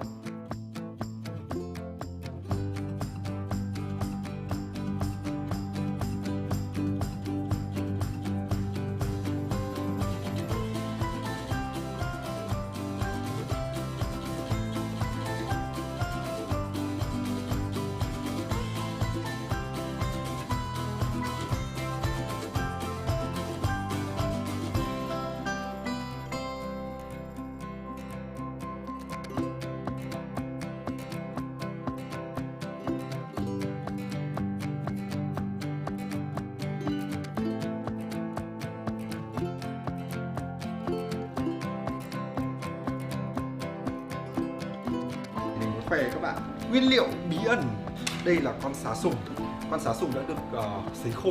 Con này thì rất là nổi tiếng ở biển Bắc, biển miền Bắc Việt Nam là ở Vân Đồn, Quảng Ninh. Con sá sùng này là một loài sâu biển. Các bạn nhìn nó giống con sâu không? Này, cái đầu của nó này. Đấy, con sâu biển đây được gọi là một loại bột ngọt tự nhiên, mì chính tự nhiên. Nếu mà các bạn cho vào các loại nước lèo thì nên nghĩ nước lèo nó sẽ ngọt vô cùng và ngọt một cách tự nhiên luôn các bạn ạ. Bản thân mình thì đã đi rất là nhiều nơi, những tỉnh thành khác nhau ở trên Việt Nam hoặc là một số nước trên thế giới, thì mình cũng đã từng được thử phở ở các nước khác nhau, phở bò ở các nước khác nhau thì ở mỗi nơi thì người ta có một cách nấu rất là riêng. Chỉ trong Việt Nam thôi, ví dụ như ở Hà Nội hay thành phố Hồ Chí Minh thì phở đã rất là khác nhau rồi. Nếu mà ở trong thành phố Hồ Chí Minh chúng ta ăn một vị phở khác, nhưng mà ra sân bay là một vị phở khác, chưa kể đến là ra nước ngoài vị phở nó còn khác nữa. Nhưng mà với cá nhân mình thì có lẽ mình là một người con của Hà Nội, nên với cá nhân mình thì có lẽ là phở Hà Nội thì luôn luôn chiếm một vị trí rất là đặc biệt ở trong tim mình. Một bát phở Hà Nội thì nó rất là đơn giản về các loại rau gia vị, nhưng nó rất là tinh tế và khắt khe trong việc làm nước lèo cũng như là làm thịt bò. Còn so sánh với những bát phở khác như là phở ở trong thành phố Hồ Chí Minh hay phở nước ngoài ấy, thì bát phở ở những vùng đó thì mình thấy nó rất là đa dạng về rau gia vị. Riêng loại rau ăn kèm với cả phở thì nó lên tới gần chục loại, cũng như là cách nấu nước phở cũng rất là khác.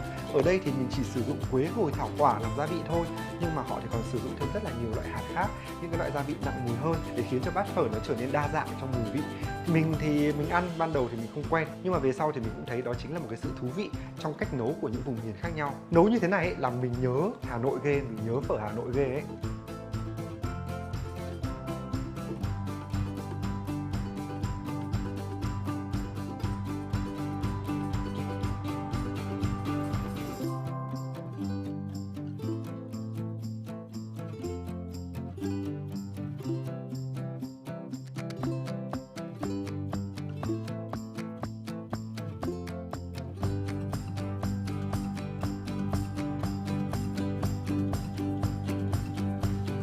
Ta-da! Vậy là bát phở đã hoàn thành rồi, tốn rất là nhiều mồ hôi và công sức.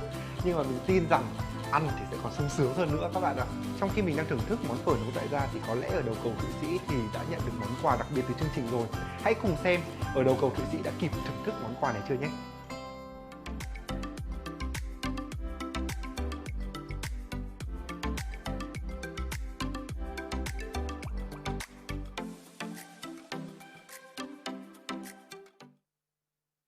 There's a thought in me after watching Vũ Dino cook phở.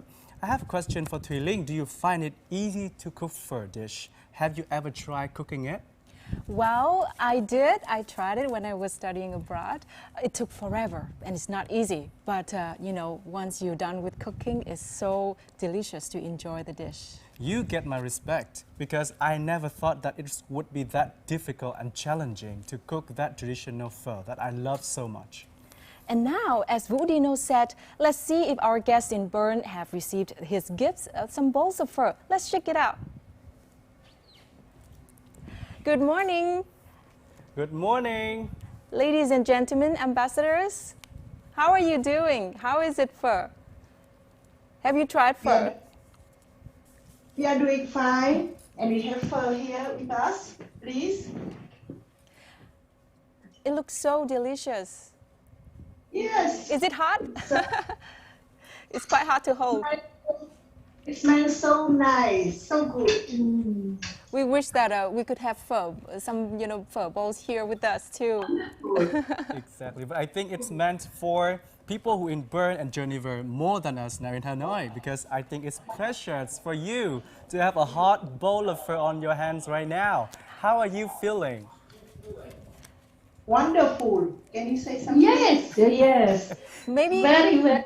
Maybe we start with Geneva first. Yes. Well, phở is absolutely delicious, and the smell is just fantastic. So, I bet you had it thousands times when you were here back in 1995, right? Absolutely, absolutely, and we loved it, and we still love it, and we miss it very much. Well, thank you so much. How about Bern? I can see that you are enjoying phở. Sure. How is it over there? Yes, we enjoy very good.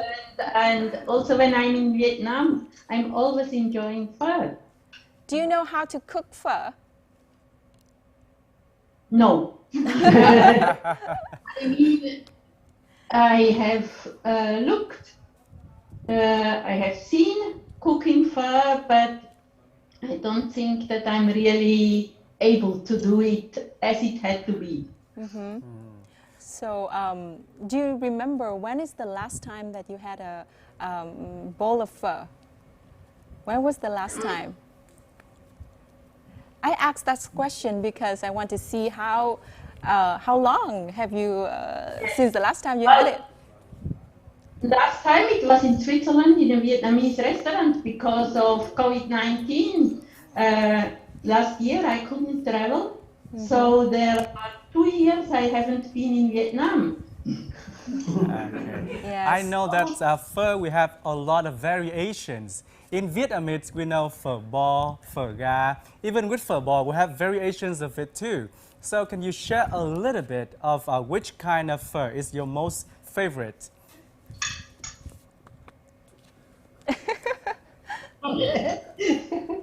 Well, I like them all. I mean, the phở in Hanoi, I like it very much, but also in other parts of the country. Yeah. Maybe we let you enjoy the bowls of phở and we move to Geneva to check out how they are doing over there. So please enjoy your meal. Thank you. Geneva, how are you feeling? Yes, the phở is fantastic. A lot of chili, new earth. New earth. I think it is a good time for. It's very good time, but we can eat the phở in the morning or for lunch or in the evening all day long. All day long. And yeah. And can I ask you something? Is phở there in Geneva different from the phở in Hanoi, in Vietnam? And do you miss the phở in Vietnam?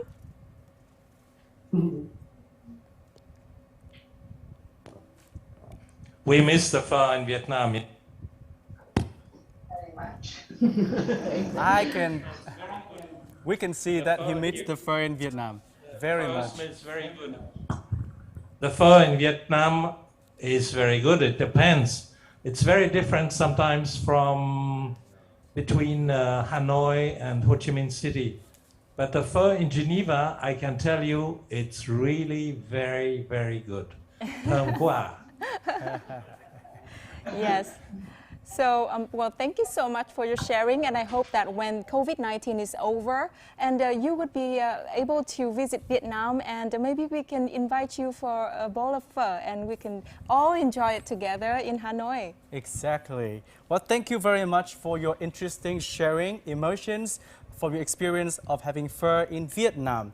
Well, tonight, after this program together, me and you, Tuling, let's go and have a phở and this on me. Sure. Okay, we'll do that. Okay. Yes, so that is the sharing of our guests from Switzerland and Geneva. We want to thank you so much for sharing the experience of eating pho with us, and we wish you all the best. Thank you.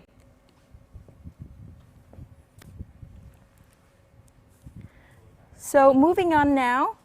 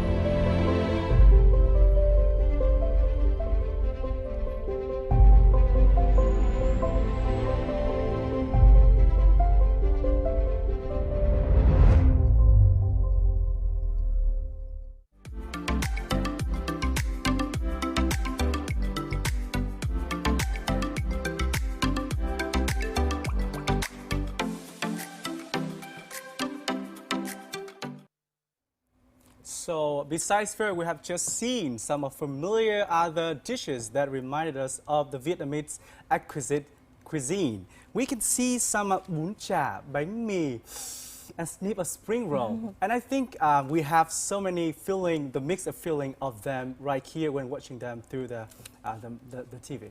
And you just watched the clip of the Four Seasons Kitchen. That's the word we use to describe the Vietnamese cuisine, because it's so various and diversified, and each season you can enjoy one specialty. So moving on, our program today, we are having lotus tea, which is one of the very special tea of Hanoi, and to enjoy it in autumn time is the best. And let's have some tea now. And together here with me is Michael Geber, our friend from Switzerland. Thank you very much, and thank you for having me today. Okay, let me serve you some tea first, and then we'll begin our conversation. Yes. It's perfect to have tea, to drink tea in autumn, because you know the weather is not too hot, and that's the perfect time for Vietnamese people to gather and to sit in cafes and, you know, have a little chit chat in different corners of Vietnam under the autumn breeze. So it's quite nice. Enjoy it. Thank you very much. So Geber, welcome to the show. Thank you. We know that Geber has found his love, his attachment to Vietnam 5 years ago. And now we can wait to hear more of his sharing of this amazing trip and his experience, as well as other emotion and stories. How's the tea? It's delicious. Very good. You had it before, right? Of course I did, yes. So tell us about your journey here in Vietnam 5 years ago. And did you happen to try the dishes featured in the clip before? I did. So I started my trip in Saigon and then drove up to Hanoi by motorbike, and then spent another few months traveling around the north of Vietnam. And of course I did try several dishes, because I think trying local cuisine is very important when visiting a country. What's your favorite? Oh, that's difficult to say, but I guess pho or bún chả. Nice, my favorite too. That's the top two, right? And I'm wondering why you pick motorbike. That's our, you know, like represents of Vietnam. When we speak of Vietnam, we see so many motorbike. But why motorbike from Ho Chi Minh up north? I guess you already answered your question yourself. It's the primary way of transport in Vietnam, and That's right. I think to experience the Vietnamese culture properly, the best way to do it is to travel the way the local people do. Also, you get to see a lot more. But you don't speak Vietnamese, so how did you figure out everything? Well, I just used Google. I myself find it quite difficult. Used Google. I used Google at first. I did try to pick up as much Vietnamese as possible on the way. Now I can speak enough to make myself understood in the countryside. But when I traveled, I just, improvised whenever necessary, and it always worked. Imagine you have, you just say you can learn enough Vietnamese to make an introduction to the children in the countryside. Imagine, I'm not a children, I'm not a boy anymore, but you can imagine me, a boy and a girl, and introduce yourself in Vietnamese, please. Could you? Yes, I can do that. Okay. Okay, xin chào các bạn. Em tên là Michael, em đến từ ở Thụy Sĩ và em 26 tuổi. Em ở Việt Nam khoảng 4 năm rồi.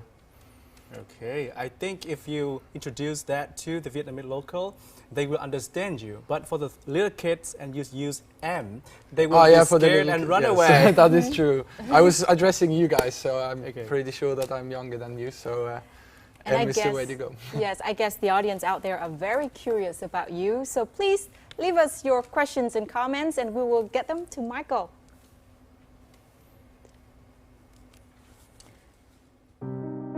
Vietnam is located in the tropical monsoon climate zone and has diverse terrain. With magnificent natural landscape and roads zigzagging around steep mountains, the northwestern region of Vietnam offers a heavenly beauty for tourists to immerse themselves in. Meanwhile, Vietnam's Central Highlands charms people with its specialties, namely the sun, the winds, and the sounds of gongs that blend in harmony with the epics of the mountains and forests. I was completely amazed with the beauty of Vietnam, and that's why I guess I kind of fell in love with Vietnam. 54 ethnic groups across this S-shaped land have formed a culturally diverse Vietnam. Local authorities and people have turned unique cultural features in their daily lives and spiritual lives into interesting community tourism models where tourists can experience living like a local. Everything here is unique, and everything here has story. You feel there is an amazing energy here, and a lot of positive energy because of like the atmosphere, and yeah. And I'm really happy that I feel that I'm part of them, part of their culture. Whenever I come here, I always wonder, how is it that the local people can grow plants out of the rocks?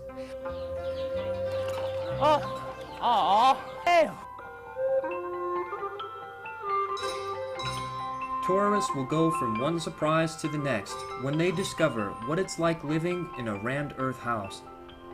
These houses have been built completely of soil and no other materials, and they can last a century. The unique stone walls that protect these houses also show that the stone-laying technique of Hmong people has reached an advanced level. Stones of many shapes and sizes have been layered randomly, but they look like a beautiful work of art.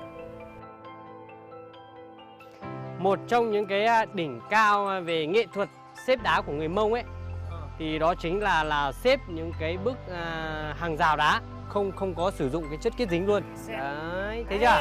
Đó là đỉnh cao của người Mông đấy. Thì ví dụ là một người muốn trộm thì nó sẽ là treo lên. Đúng rồi, nó trèo lên thì nó sẽ đổ. Đây chẳng khác gì một cái bẫy cả. Thế thì người đàn ông Mông không những rất là khỏe và mạnh mẽ mà còn thông minh.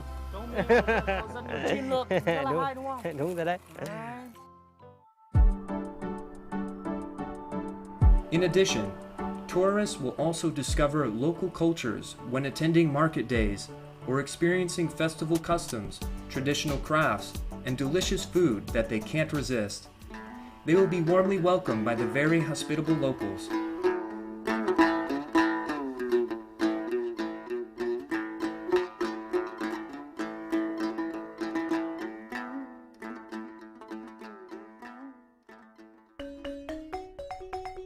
Coffee, a popular drink around the world. Coffee is even more special for tourists in the Central Highlands. Try a bean-to-cup coffee in the same way Ede people would do, and you will see the difference. Roasting coffee beans on a fire stove,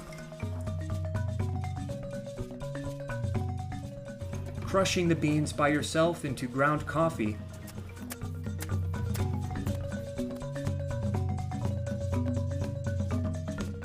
using a piece of cloth to filter the coffee,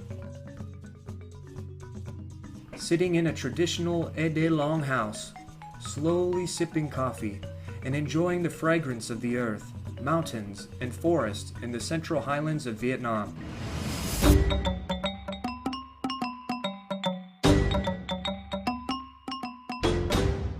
When leaving the hustle and bustle of their daily life for a visit to Vietnam, tourists will gain exciting experiences in every region they visit.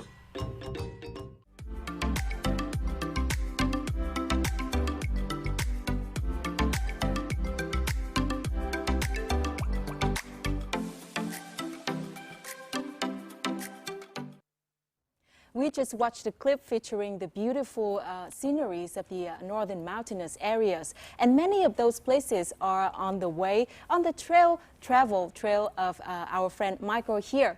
So getting away from the hustle and bustle of the city, it's a really refreshing feeling, right? As promises, let's spend some time with the audience right now, and let's see what they have for our friend. With the first questions? Yes. Okay. So, Michael, how attractive are the trails in Vietnam to you? And are they similar to the trail in Switzerland? They are absolutely beautiful. They are quite different than Switzerland, but equally beautiful, just in their own way. How different? It's just very different landscapes. Vietnam has a lot of limestone mountains and these karst mountains, like for example in Hazan, and Switzerland. It looks very different, but it's both extremely beautiful. Just a quick question: could you drive the motorbike to trails in Switzerland? You cannot really, because of government regulations, you're not allowed to ride motorbikes on any random trail. In Vietnam you can do that, which is very much to my advantage and to my enjoyment. Yes, and now we come to the last question, a question that many of the audience here are curious about. What's your future plan? I'm now in the process of setting up a business for motorbike tours, because I want to, what I've learned and experienced in the past few years, I would like to pass that on to other people. So me and two friends started a company called Lost Trails Vietnam, where we teach people how to ride on trails and show everyone the hidden gems Vietnam has to offer. Wow, amazing. Think of a motorbike, think of Michael. Yeah, absolutely. Vice versa. Maybe one day we can join a trip and you can help us. That would be lovely. You're very welcome to join anytime. Interesting. Yes. So, thank you, Michael, for the very interesting sharing. And I'm sure that many people in Vietnam probably haven't been to the places that you've been to. So there are more than 54 ethnic groups living together in Vietnam. And the diversity in cultural identity is what makes Vietnam unique. For Michael, we wish you all the best for your future plan, the project with the motorbike business. Thank you very much. Yes, and goodbye for now. Goodbye. Hope to see you again. Goodbye, Michael. We are now back to the studio in Hanoi. And up next is a song performed by our next special guest of the program, singer Văn Mai Hương, with the song it's called Hương.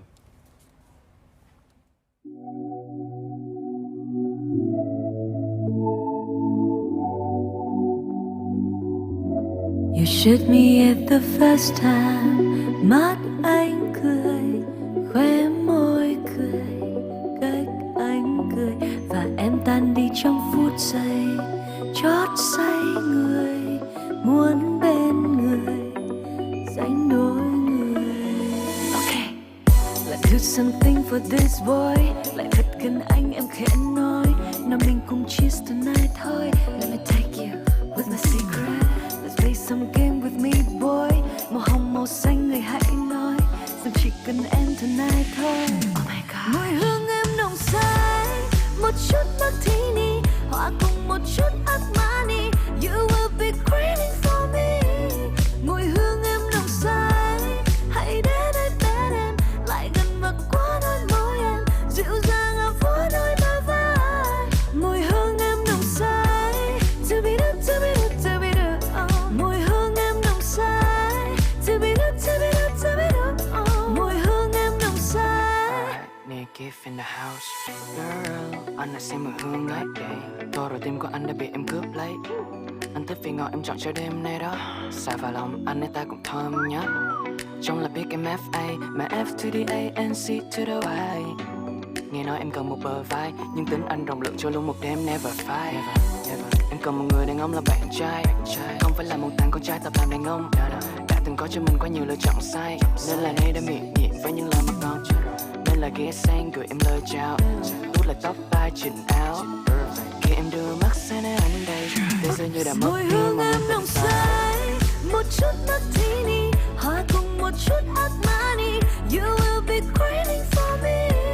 Mùi hương em nồng say, hãy đến đây bên em, lại gần và qua đôi môi em, dịu dàng ở phố đôi bờ vai. Mùi hương em nồng say, to be the, to be the, to be the. Mùi hương em nồng say, to be the, to be the, to be the. Mùi hương em nồng say, to be the, to be the, to be the. Mùi hương em nồng say, to be the, to be the, to be the. Mùi hương em nồng say. I know you're not my mistake. I know you're not my mistake. I know you're not my mistake. You can end đêm nay my girl. I know you're not my mistake.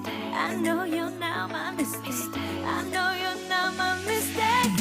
Mùi hương em nồng say, một chút martini.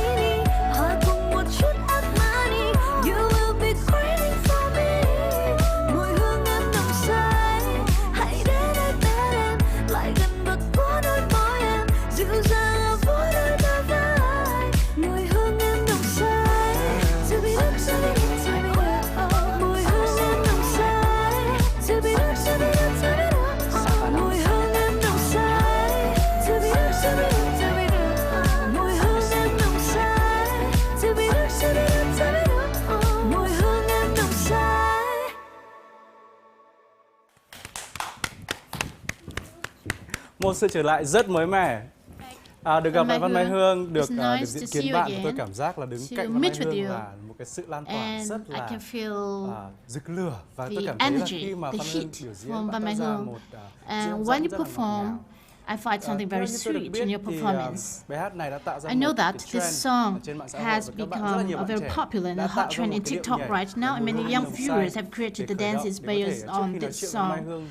So before our talk, could please introduce some of the moves of the dance? Có sẵn lòng nhảy không ạ?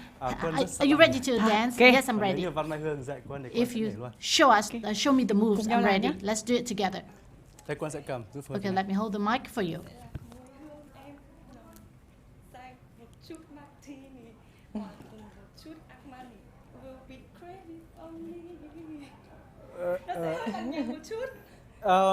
Tôi đã không lường trước được cái sự khó và cái sự phức tạp của cái động tác này. Foresee how difficult the moves are, but it's okay because I asked her, so she showed me, so I will try my best to copy her moves.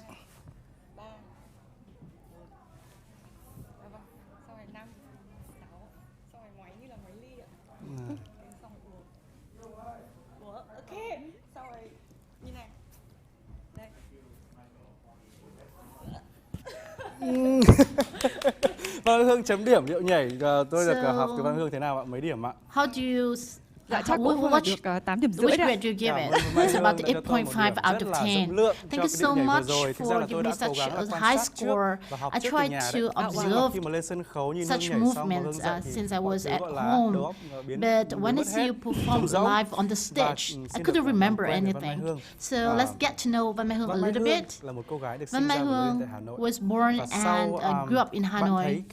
So how do you see the changes in Hanoi after a long time? Việc này, công tác này và đi rất là nhiều nơi. When you have been to many different đối với Hương cities, thì for Hương, Hà Nội là nơi sinh ra. Hương thì sống tại thành phố Hồ Chí Minh được 11 năm rồi. I've been living in Ho Chi Minh sẽ đều for là một 11 cái cảm giác nó years. rất là mới lạ. But every time I go to Hanoi, I have a fresh feelings, the warm feelings when I return to the wide open arms of my families, of the good food, and I'm in love with the autumn and winter of Hanoi. I was born in autumn, so many special memories. Autumn of Hanoi welcome you back home. So about the cities that you've been to, so can you share from the perspective of a singer, what are your most favorite cities, and can you please tell us the reason Hương nghĩ why? là ở đất nước Việt Nam, mỗi một nơi mà Hương đi qua nó sẽ đều để lại rất là nhiều cái dấu ấn, each destination I go to, it left me with a lot of memories. For example, Hanoi, Ho Chi Minh City, and Đà Lạt and Nha Trang. Ho Chi Minh, Hanoi, we have already known Ho Chi Minh City. That is the cities that I grew up, I work, and Nha Trang is, and another city is province city, Phú Yên. Because I love cities by the beach with the white band and beaches and with many exotic landscape like Phú Yên. So very exotic. A girl from Hanoi and has a strong passion for the cities by the sea. So,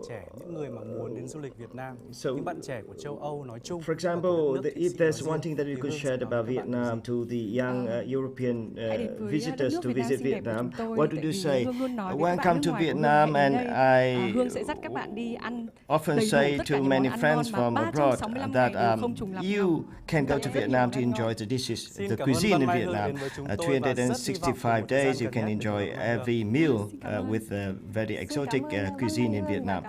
Thank you very much for sharing.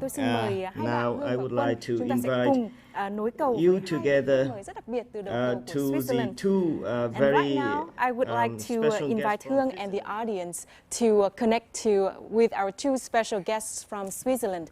Mr. Felix Urek, a Swiss investor who has a deep love for Vietnam, and Ms. Ngọc Dung Moser. She is the General Secretary of the Vietnamese Association in Switzerland.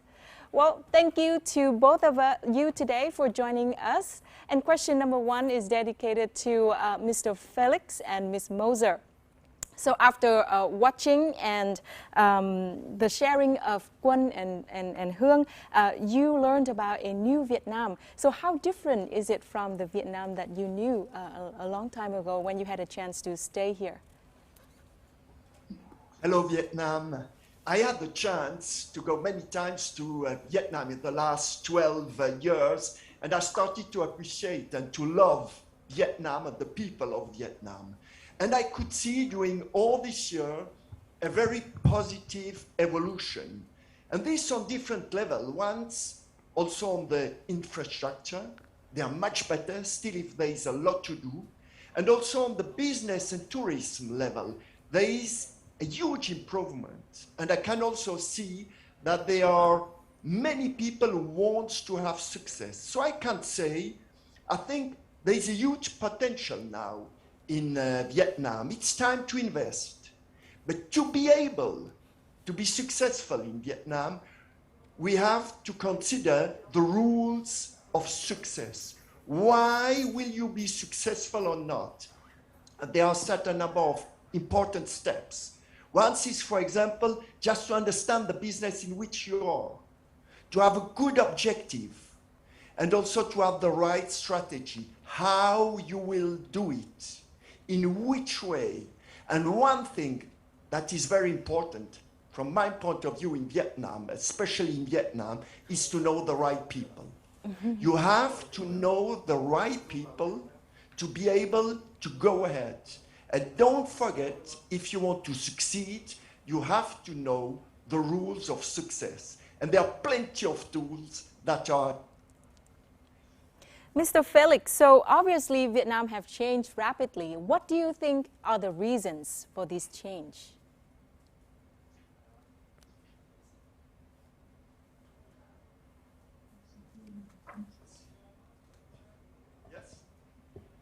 Yes, I think there are different reasons. Why? Is because I can feel in Vietnam people, a lot of people want to go ahead.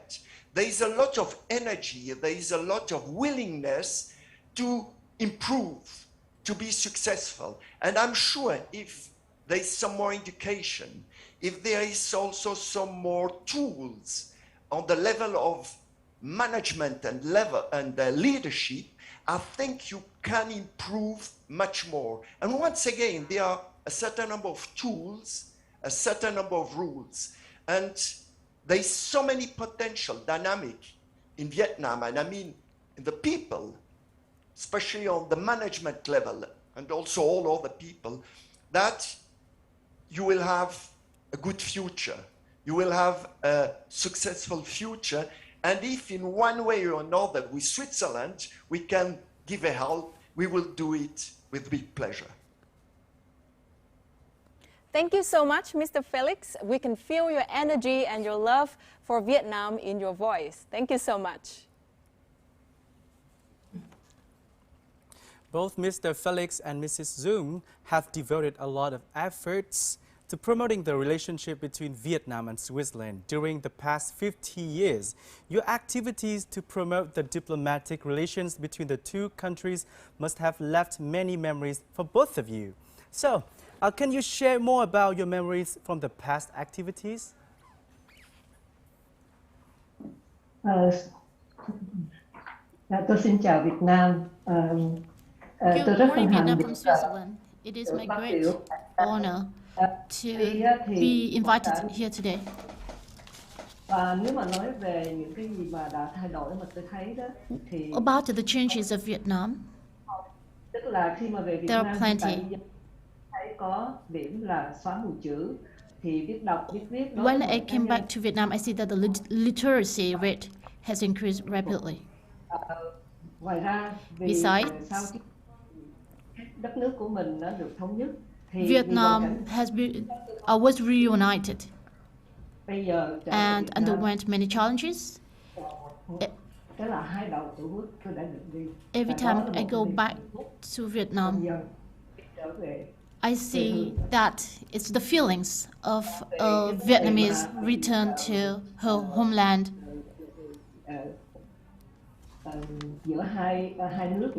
About the relationship between Vietnam and Switzerland. I said that I have two homelands. I'm also in love with Switzerland. I'm grateful to Switzerland.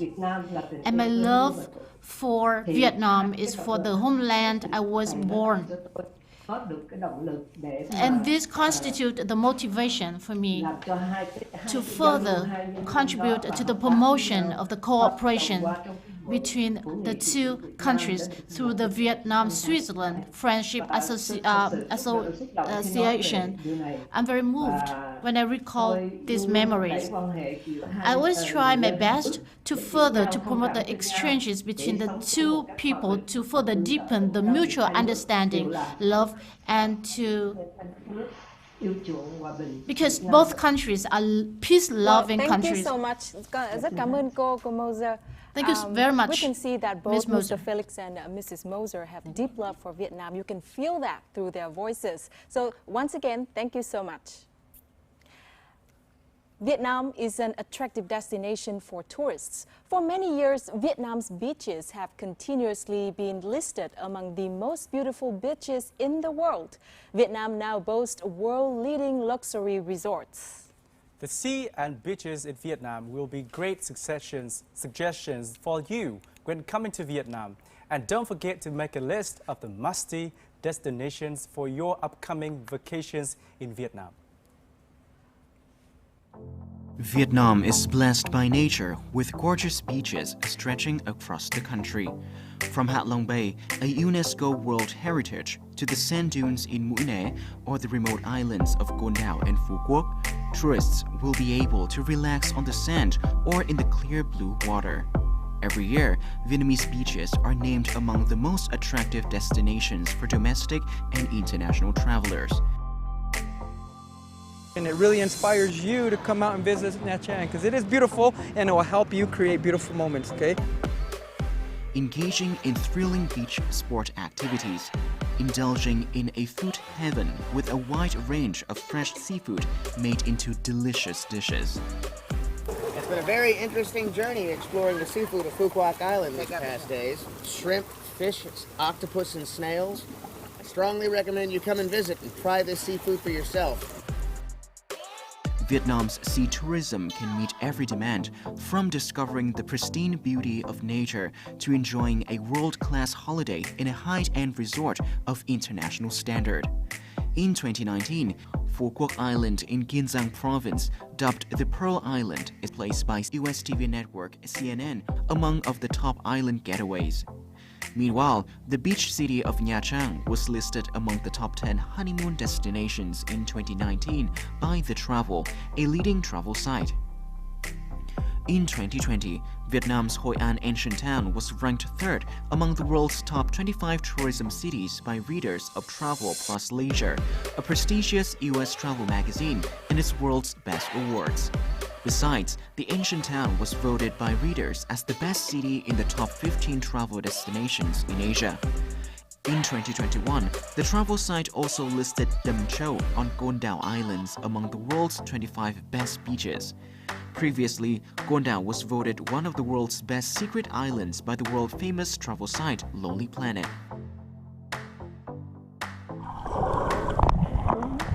Wow, that's amazing, guys. Look at where we are. This is amazing.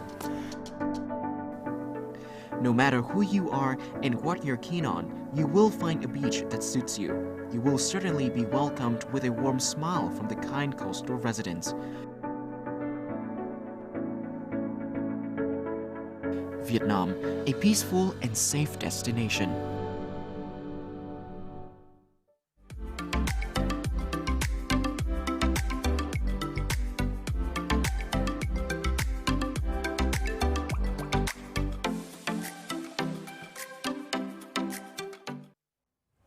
Ladies and gentlemen, 2020 and 2021 are two really challenging years for the tourism industry, not only in Vietnam but all over the world, due to unprecedented challenges such as COVID-19 pandemic. But with the current government's pandemic control and prevention efforts, I think we will soon welcome international guests back to Vietnam.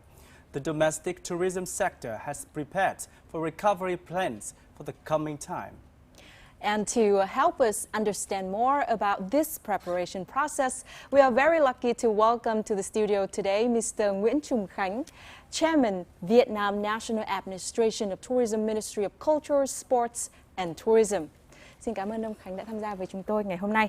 Thưa ông, có thể nói là đại dịch Covid-19 thì đã đặt ra những cái khó khăn và thách thức chưa từng có tiền lệ. Vậy thì khán giả rất quan tâm là cái kế hoạch mở cửa trở lại để đón du khách quốc tế trong thời gian tới của chúng ta sẽ là thế nào? Xin kính chào tất cả quý vị khán giả đang theo dõi chương trình. Express my sincere Xin chào hai MC. Congratulations to all the viewers present here at this meeting. Over the past few months, under the directions of the Prime Ministers and the government, our ministry has taken action to work together to support Kiên Giang province to finalize the pilot program to welcome international visitors to Phu Quoc, and it is expected to be implemented in November 2021. And this plan will be implemented in 6 months and with 2 phases. The first one will be implemented in Phu Quoc, Kiên Giang. Based on the actual situation, the review, we could expand to other places in Vietnam, for example, in Hạ Long, Quảng Ninh, Hội An, Quảng Nam, Nha Trang, Khánh Hòa, and Đà Lạt and Lâm Đồng. And tourists coming to participate in this program will engage in a packaged tour with the packaged with a charter flight, and we concentrate on the potential markets with high safety in terms of COVID prevention and control. For example, in Europe, in Northeast Asia, in United States, and Middle East, Australia, and they are required to meet the requirements of the vaccine passport, for example, a negative PCR test within 72 hours before departure. Since we have identified sea and island tourism as one of the 4 prioritized product lines, apart from cultural tourism, ecotourism, and urban development, so what have been the achievements so far? Vietnam is a country that have the great potentials for sea and island tourism, with 3,260 kilometers and more than 3,000 islands. We will have the most beautiful base in the world, full of the sunlight. So this is the potentials and the advantage for sea and island tourism development. We also have to promote other economic sectors, creating the jobs for the local people and contribute to the ensuring of national security. And the tourism development strategy until 2030 approved by the Prime Minister, sea and island tourism is one of the 4 key product lines of specialized features, and the development of the sea island tourism will contribute to making tourism a top industry. So what will be the specific step forward for this development? So given this potential, our tourism sector has identified the direction for the coming time. We could assess the need for the master plan for the tourism development until 2030 and the vision 2045 and 50, and also the strategy for the sustainable development of the sea tourism. And we will concentrate resources and encourage all the investors at home and abroad to participate in the buildings of tourism complex which has a large scale and which has a high quality and standard. On that basis, we could create competitiveness and we could concentrate on some of the priority areas, for example, in Quảng Ninh, Hạ Long, in the central part of Vietnam, Thanh Hóa, and also in the south, in Kiên Giang. we can also develop projects in sea and island areas in Cam Ranh, in Cát Bà, and other islands such as Phú Quốc, Côn Đảo, Cù Lao Chàm, Phú Quý. Tập trung vào cái xây dựng được 3 cái sản phẩm. We could concentrate on the buildings of 3 products, typical products, the Vân Phong Bay, the Hạ Long Bay in Cam Ranh, and Phú Quốc Island.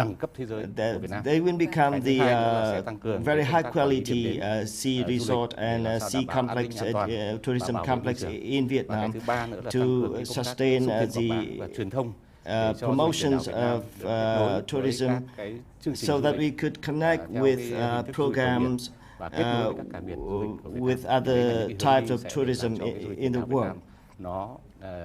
That is the way that we could develop a sea tourism as a brand for the tourism in Vietnam. I hope that under the controls of COVID-19 we could implement that project.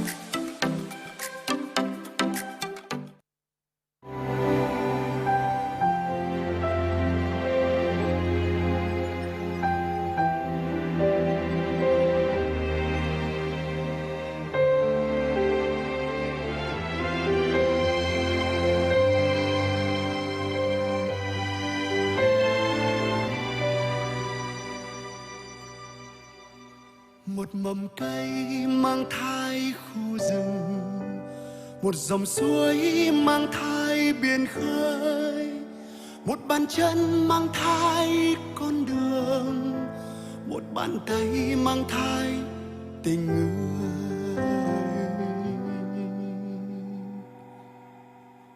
Một chuyến đi mang thai ước vọng, một đời chờ mang thai mùa đông, một khúc ca mang thai mơ mộng, một đóa hoa mang thai tình si. Thịch thịch tinh tang tang tang, đàn tôi mang thai nỗi lòng. Thịch thịch tinh tang tang tang, sa mạc mang thai dòng sông. Tịch tịch tinh tinh tang tang, mặt đất mang thai bầu trời. Tịch tịch tinh tang tang tang, đàn bà mang thai đàn ông.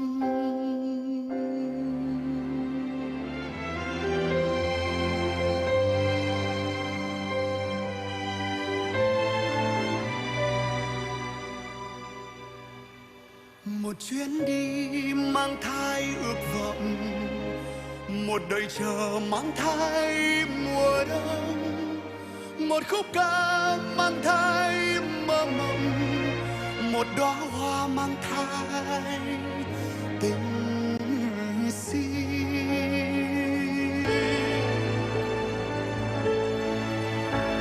Tình thì tinh tang tang tang, đàn tôi mang thai nỗi lòng.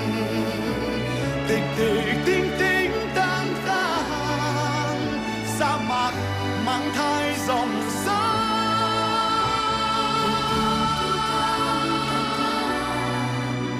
Mặt đất mang thai bầu trời. Tình tình tinh tang tang tang, nhạc phai mang thai đậm sâu.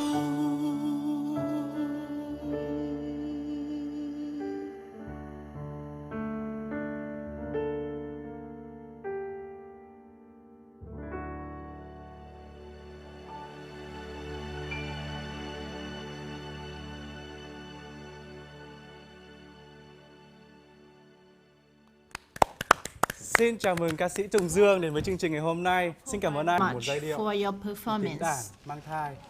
Rất là nhiều cảm xúc trong mỗi With a lot of emotions and feelings. Xin mời ca sĩ Tùng Dương. And now please join us chúng ta cùng có thể trò chuyện for our conversation.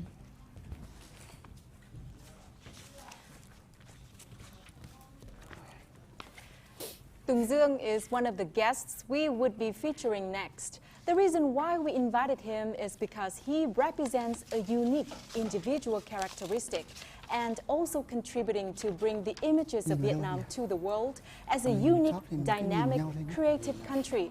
And this image of Vietnam is attributed to the continuous efforts from all walks of life, like Dương or like Quách Thị Lan, our golden girl of the Vietnamese sports scene. And they, and also many other, represent the new generation of the country. Singer or athletes, students or engineers, they are working tirelessly to contribute to a new image of Vietnam, and of course, in their own way. So this is also the main content of our next conversation. And before we start this topic, let me introduce the guests of this segment. First, that's Quách Thị Lan, the first Vietnamese runner to have qualified for athletes summits at the Olympics, and our beloved singer, ca sĩ Tùng Dương. Xin chào. Chào Quân. And if you want to know more about our two guests, don't forget to send us questions now and leave your questions and comments right below in the comment sections, and we will take them to our guests. Xin chào anh Tùng Dương. Hi Dương. Quân. Xin chào Lan. Hi Lan. Và xin chào mừng hai người đến với chương trình. And welcome to our program today. Có lẽ là câu hỏi đầu tiên. So the first question is dedicated to Tùng Dương, a brother, có rất là nhiều những dấu ấn sâu đậm trong âm nhạc. A singer who have many imprints and have many fans. And I'm very happy to have the chance to talk with you directly today. Many people usually when referred to you, they say that you are very unique. You have unique personality in music. Do you agree with that? And how would you define that? I think that any artist will try to express their own personalities in the performance in such a modern society.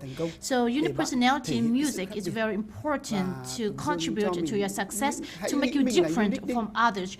Just believe that you are unique. Everyone is unique in their own way.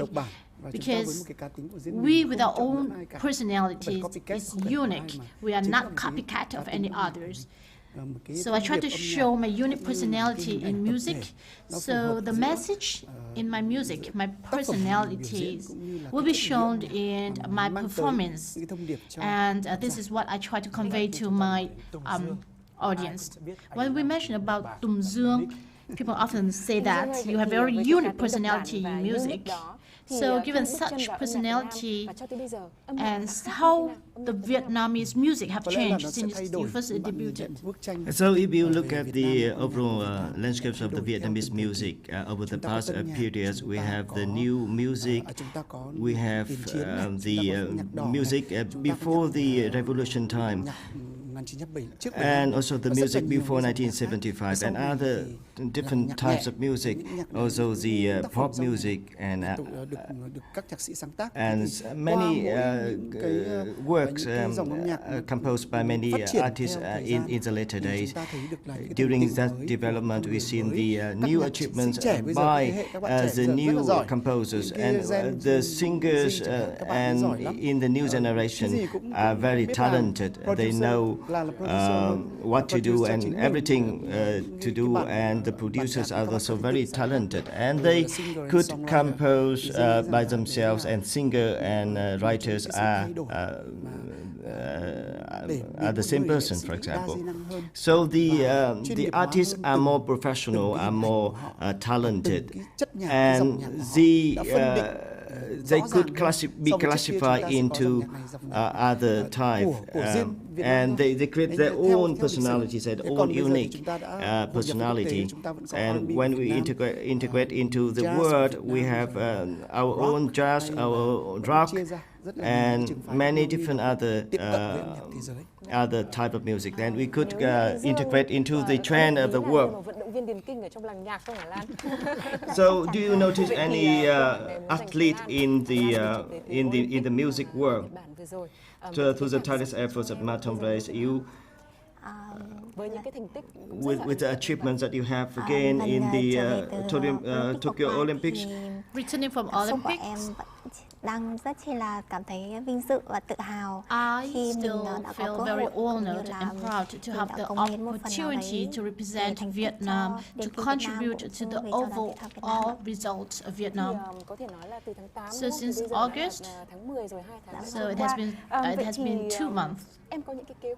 What are your future plans? Đến thời điểm hiện tại thì em với thầy và các bạn vận động viên thì đang trong quá trình tập luyện để chuẩn bị tốt nhất cho những giải đấu tiếp theo. Our best to train for the next competitions. We will try our best to get the best results for Vietnam. So, if, for example, if you use when you listen to the sharing from Lan, do you watch the recent Olympics in Japan, and do you see the achievements of Lan in the Olympics? We met each other before we came to this meeting, and we read about Lan in the media, and Lan has made a contribution to make Vietnam to be proud of the achievements in Olympics. And I think that no other Asian athletes have done so, and it is a tireless effort of Lan in order to achieve that such a success. So we really share the success, and we admire. I admire Lan and for your remarkable success. As an athlete or a musician, we still have we share the same passion. We train ourselves very hard in order to perform better. I'm curious to see how can you achieve such very high results. Can you share with us your journey? Since I was small, I always loved running and watch other athletes on television. I also participated in the competitions at school, so my teachers saw my ability in running, and I also have the advantage with my height. So I think this is what has brought me to where I am right now. Nothing is easy. Success doesn't come easy. Can you please share when you have to share the blood and the tears for an athlete? We are often injured, but during our training sessions and competitions, we encounter numerous difficulties. We have to stay away from our beloved families, and sometimes we have to train really hard. And we times to time felt discouraged. However, with the support of our coaches, of the Vietnamese fans, we try our best to overcome all these challenges and difficulties and to contribute all our best that we can to the overall success. I think you talk about failures and you smile when people look at you. People see the victories and glories, but when you're facing with failures, how do you cope with that? I think that even the successful artists could face failures, but for myself, I think that when I look back at my development, there's many advantages, but also there are many limitations and failures. And before, if I do not become an artist or a vocalist, I would become an athlete, because when I participate in the running, I was always the first to meet the race. So when I was participating in a singing contest, I was also the first. I could not do all the things at once, but I think that if we have the passion, we do have the aspiration. For the young generation, we could achieve everything. Thank you very much for your sharing. It's very it inspires others people. So I'm sure that you will have another song to present to us and the audience. So this is a song of very unique name. This is the artificial intelligence.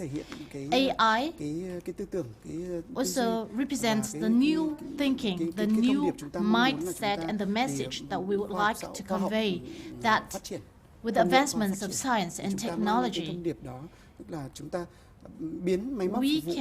we can make all the machines to serve the people, not that we are the servants of all kinds of machines. So the floor is yours.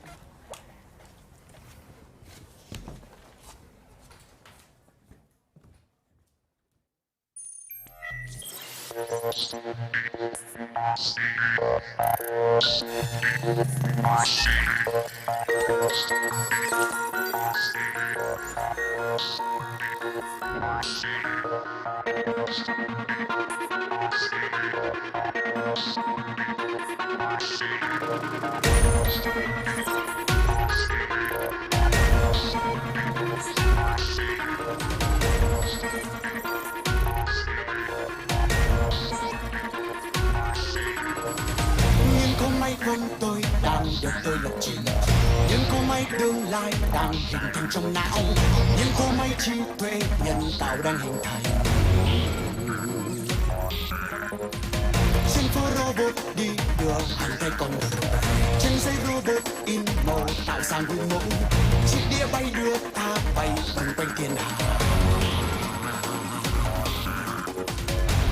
Chờ một ngày cho đến một vài năm nữa hóa con người,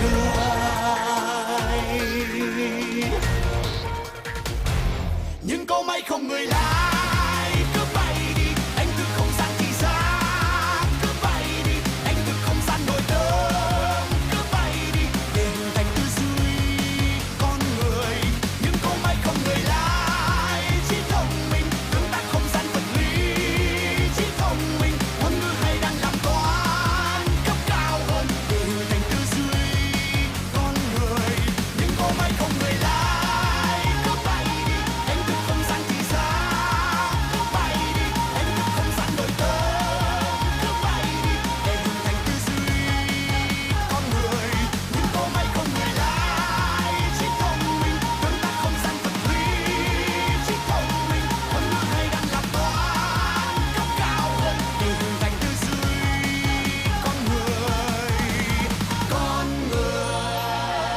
từng dòng người nói nhau, trí thông minh được lập trình giống nhau, bước đi theo từng mạch dài nói nhau, có chẳng một ai khác tôi, sẽ không có ai khi nhìn dòng người nói nhau, bước đi theo đường mạch dài nói nhau, trí thông minh được lập trình giống nhau, có chẳng một ai khác tôi, từng dòng người nói nhau, trí thông minh được lập trình giống nhau, bước đi theo từng mạch dài nói nhau, có chẳng một ai khác tôi, sẽ không có ai khi nhìn dòng người nói nhau, bước đi theo đường mạch dài nói nhau, trí thông minh được lập trình giống nhau, có chẳng một ai khác tôi, từng dòng người nói nhau, trí thông minh được lập trình giống nhau, bước đi theo từng mạch dài nói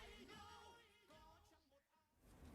Vâng, rất cảm ơn anh Tùng Dương với màn biểu diễn vừa rồi ạ. For your performance. Thank you, singer Tung Dương, with a super special song.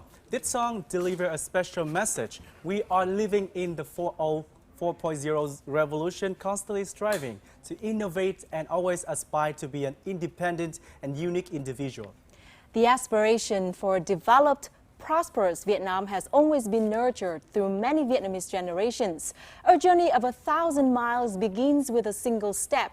For the IT sector in Vietnam, you may wonder who set that very first single step. Obviously, it's a collective effort and not from one single person. So this segment here to help us understand the treasure and efforts of the pioneers in this sector. Please join us to welcome our next guest, Mr. Hoàng Nam Tiến, Chairman of FPT Telecom. He's here with us in the studio. Yeah, thank you. And joining us live, Mr. Bùi Hải Hưng, Director of the AI Research Institute, Vin AI Research. And before we start the conversations with the two guests, let's watch a short clip about Vietnam's current digital transformation scenes, as well as the development in innovation, especially in the field of digital transformation and AI technology in Vietnam.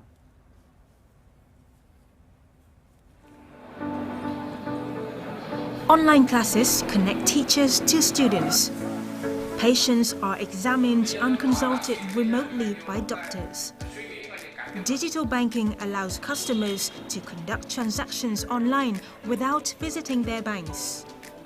The recent development of a digital economy and a digital society has helped people and businesses change how they live and enjoy social services and facilities. An architect normally works with 2 clients per day because he has to move between them and arrange time for each. But now he can speak to at least 4. From consulting to design, production and delivery to the customer's doorsteps, a standardized technology is applied to ensure this process is synchronized. Just by scanning a code like this, the machine will recognize the design and create the exact product approved by the customer during consultation. Nếu như chúng ta không đưa ra những giải pháp mới, chúng ta không thích ứng để thay đổi, thì bản thân tất cả các doanh nghiệp thì đều gặp khó khăn thôi. 2020 was chosen by the Vietnamese Ministry of Information and Communication to launch national digital transformation. Digital transformation helps Vietnam comprehensively innovate its management and operation method, increase labor capacity, and generate new revenues.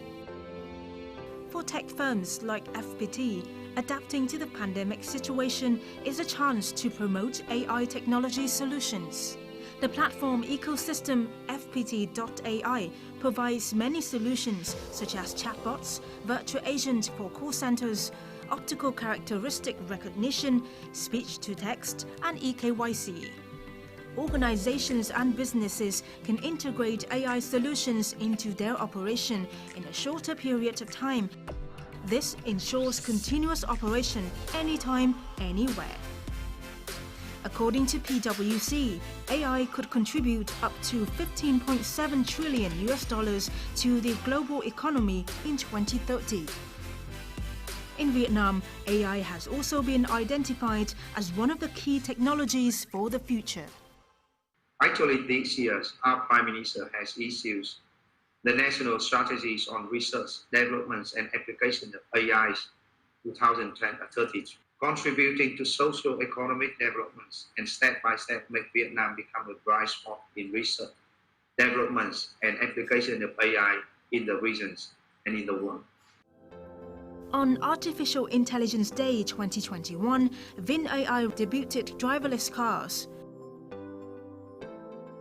3 years since its foundation, besides world-class research projects, VinAI has laid the foundation for a future generation of AI experts with its AI residency program for exceptional talents. The goal of the program is to build a core team of leading AI experts and nurture young AI talents for Vietnam in the future.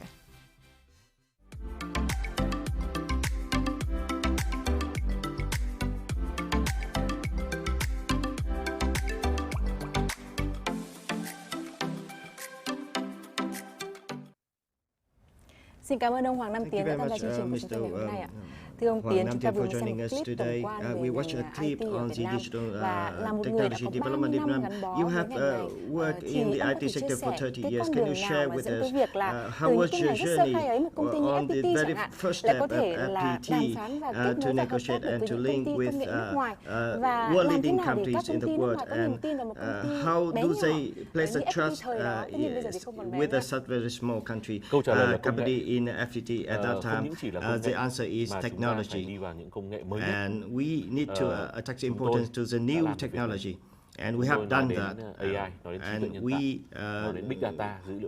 we have talked about big data, IA, and Internet of Things. And the evidence is that the world leading companies in the world use our platforms and our software. So 86 companies over the 500 Fortune companies of the world use our technology. We could name, for example, in the EU, in Airbus, the leading aircraft producers in the world, and we work together with them in order to build up a platform for the data for many aircraft carriers in the world. We refer to AI, to chatbots. We work with chatbots in order to provide technology chatbots for the companies. I think that the reason behind it is the talented young people in Vietnam. They work very hard. They are very innovative in order to catch up with the trend. Thank you very much. Different from Mr. Tien, Mr. Hương spent years to work abroad, but he decided to return to Vietnam. Quyết định trở về Việt Nam đặt ra những mục tiêu chiến lược để phát triển công nghệ AI. Ông đánh giá như thế nào về việc phát triển nghiên cứu, phát triển công nghệ này tại Việt Nam, vốn chưa phải là một nơi có thế mạnh. Vietnam is not a country has the strength in this area in comparisons with other countries.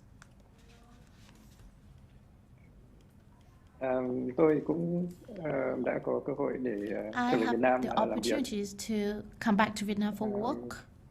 Trong vòng gần 3 năm vừa rồi.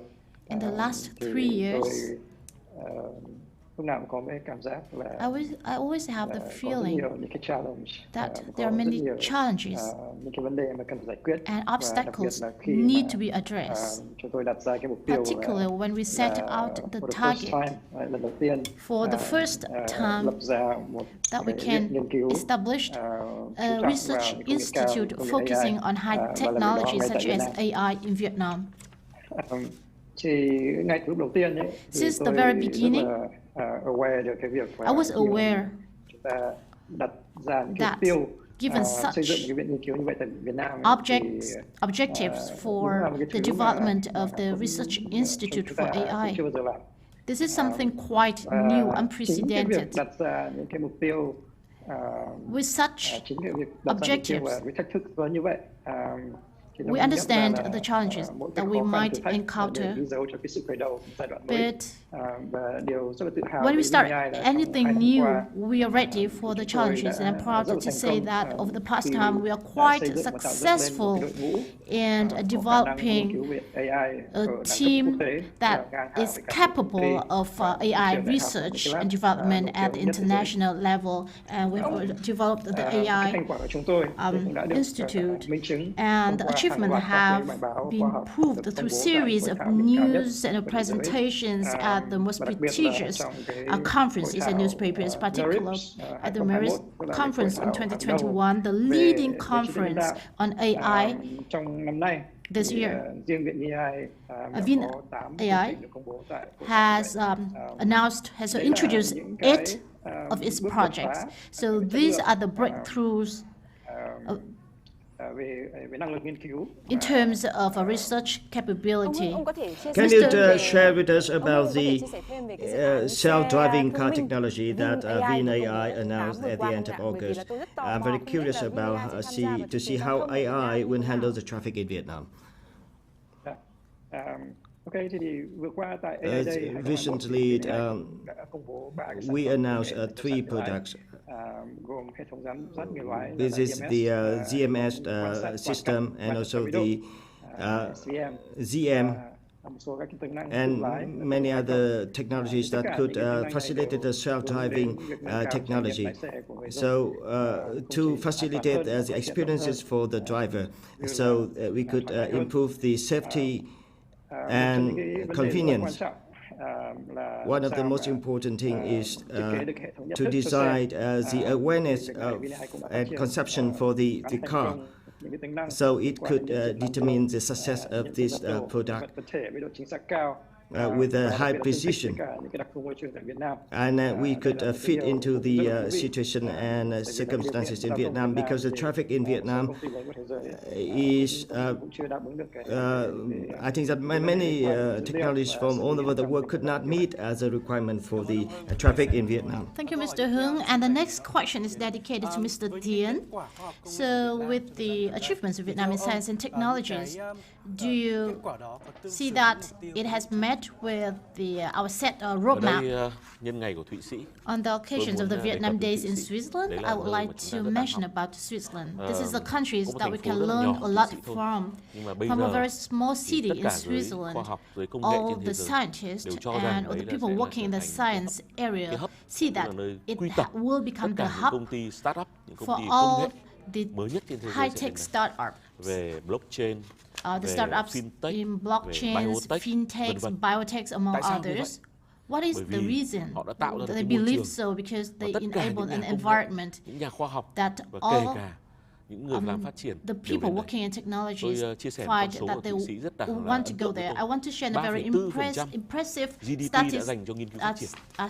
3.4% GDP is spent for technology development. For the US, they spend only 3.1%. But when we look to Vietnam, the number is quite slow and our environment is not favorable enough. For 1,000 developers registered at Zurich of Switzerland, can you imagine a country, a small country with 100,000 developers living there? We were quite surprised that thousands of startups are also registered to operate there. So just look at the picture, we can see that we can learn from their policies. We are capable of financial capability. Mr. Hung is a vivid demonstration that how much we can invest into science and technologies in the outcome. The achievements of VinAI is also another proof. Now, we would like to call upon a professor from Switzerland. So he would tell us about how related to the field of technology and innovation, we are now connecting with Dr. Lưu Vĩnh Toàn, President of the Association of Vietnamese Intellectuals and Experts in Switzerland. Dr. Lưu Vĩnh Toàn is the co-founder of the Việt Search Project, an online platform of search engine data, services, event, and news for overseas Vietnamese. He is also holding the role of the technology director and product development of V-Space platform to support innovation ecology in Vietnam. Hân hạnh chào mừng tiến sĩ Lưu Vĩnh Toàn tới chương trình tham gia chương trình của chúng tôi ngày hôm nay. Vậy thì như ông Hoàng Đăng Tiến đã chia sẻ ở đây, thì ông Toàn có thể nói rõ hơn là cái tiềm năng của hợp tác phát triển giữa các doanh nghiệp Việt Nam và các doanh nghiệp between the Vietnamese and Swiss enterprises in this sector in the future, so that we can see big leap forward in terms of technology. Vâng, xin chào đầu cầu Việt Nam ạ. Hello, audiences from Vietnam. Switzerland is one of the leading countries in terms of innovation in the Global Innovation Index. Về các cái innovation trong thời gian qua, và Việt Nam thì cũng đang Vietnam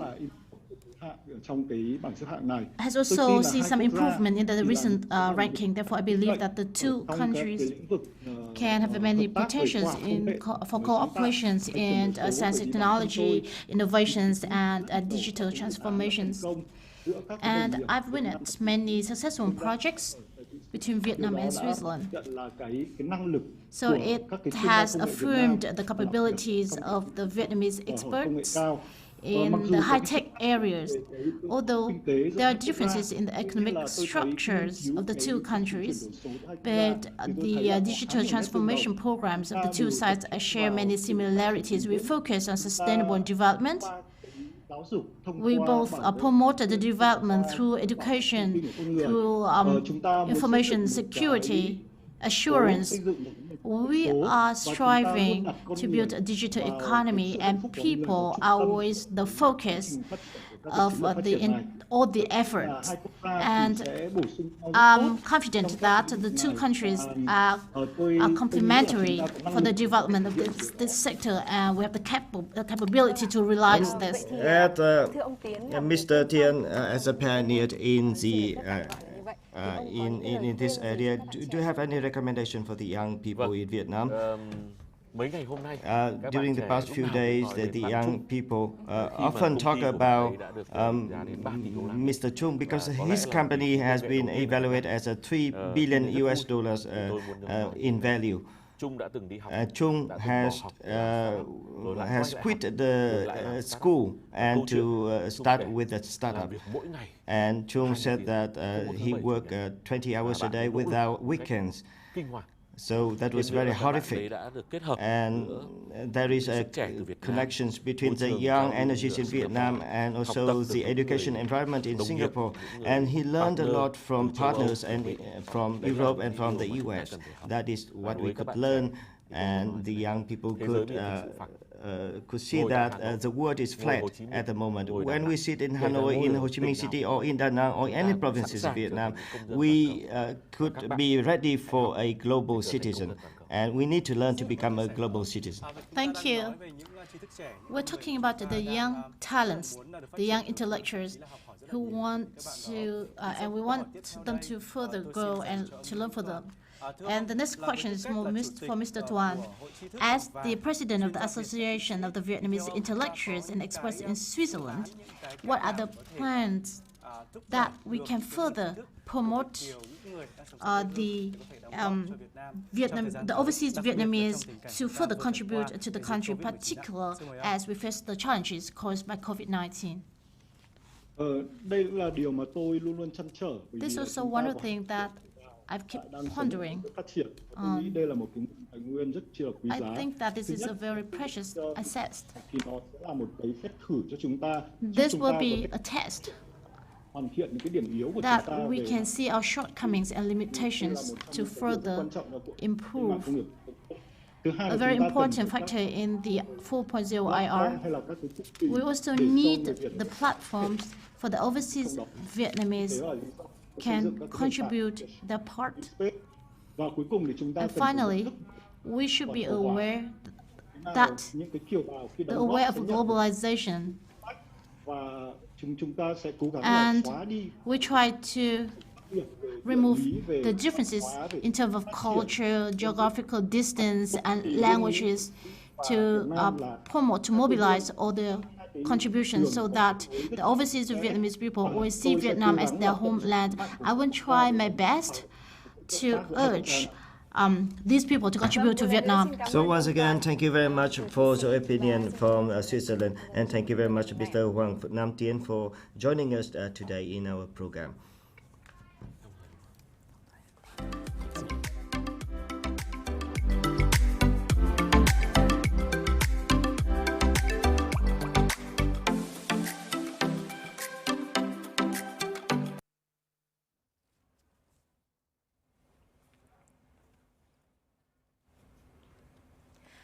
People like Mr. Hoàng Nam Tien or Mr. Bùi Hải Hưng and many other seniors have paved the way for the younger generation of Vietnamese people to set higher goals and reach new heights in the technology field.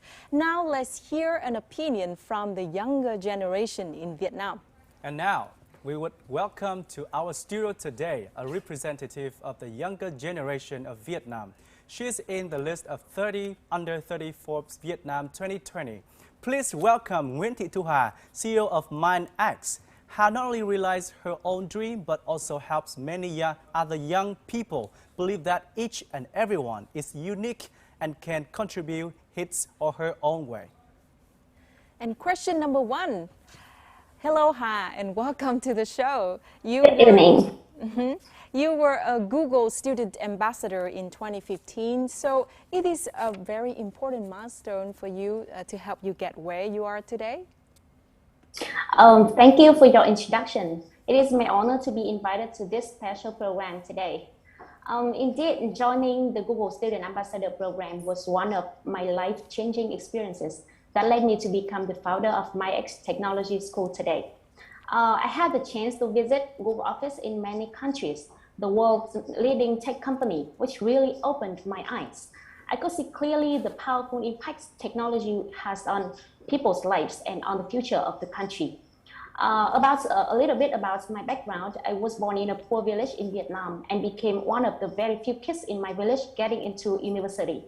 At that time, I started wondering how I could have gone this far, and the answer was pretty obvious: education opportunities.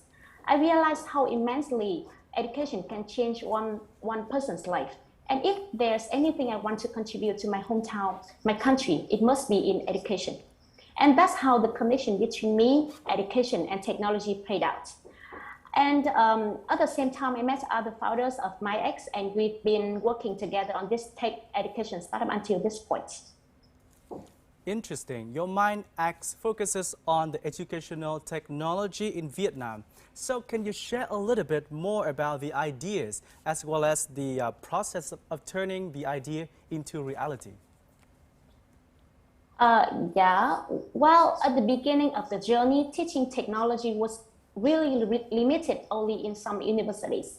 Meanwhile, education for elementary, middle, and high school students or for non-tech people nearly didn't exist. Honestly, I've got to admit that MyX was so ambitious when aiming to help Vietnam to become the next tech hub of the world, providing tech-savvy experts. Our work is educating, connecting, and bringing global opportunities in technology to young generation, even very small kids. And this mission probably would take tens of years to accomplish. And actually, in the beginning, the founding team was inexperienced with almost no funding. And what helped us to overcome every obstacle and be here today is our passion, determination, and acquisitiveness. But you know, we still have a long way to go. Mm-hmm. So on that journey, as you said, determination and passion. So what story left the most impression in you, and can you share with us on that journey? Yes, in my journey, I've been most impressed with Vietnamese young generation's incredible efforts and potential when learning about high technology.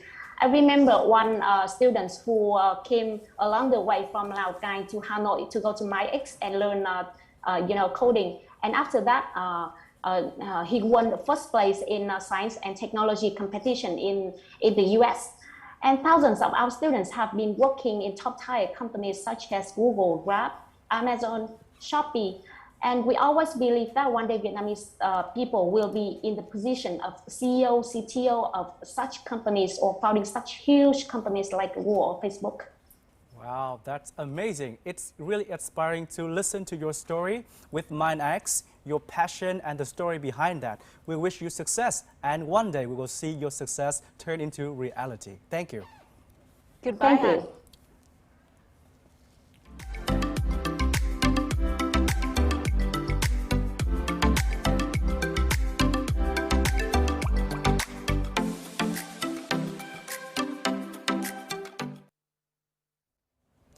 So from the sharing of all the guests so far, we see that as long as a person has a passion and determination, he or she will find his or her own way to contribute to a prosperous Vietnam.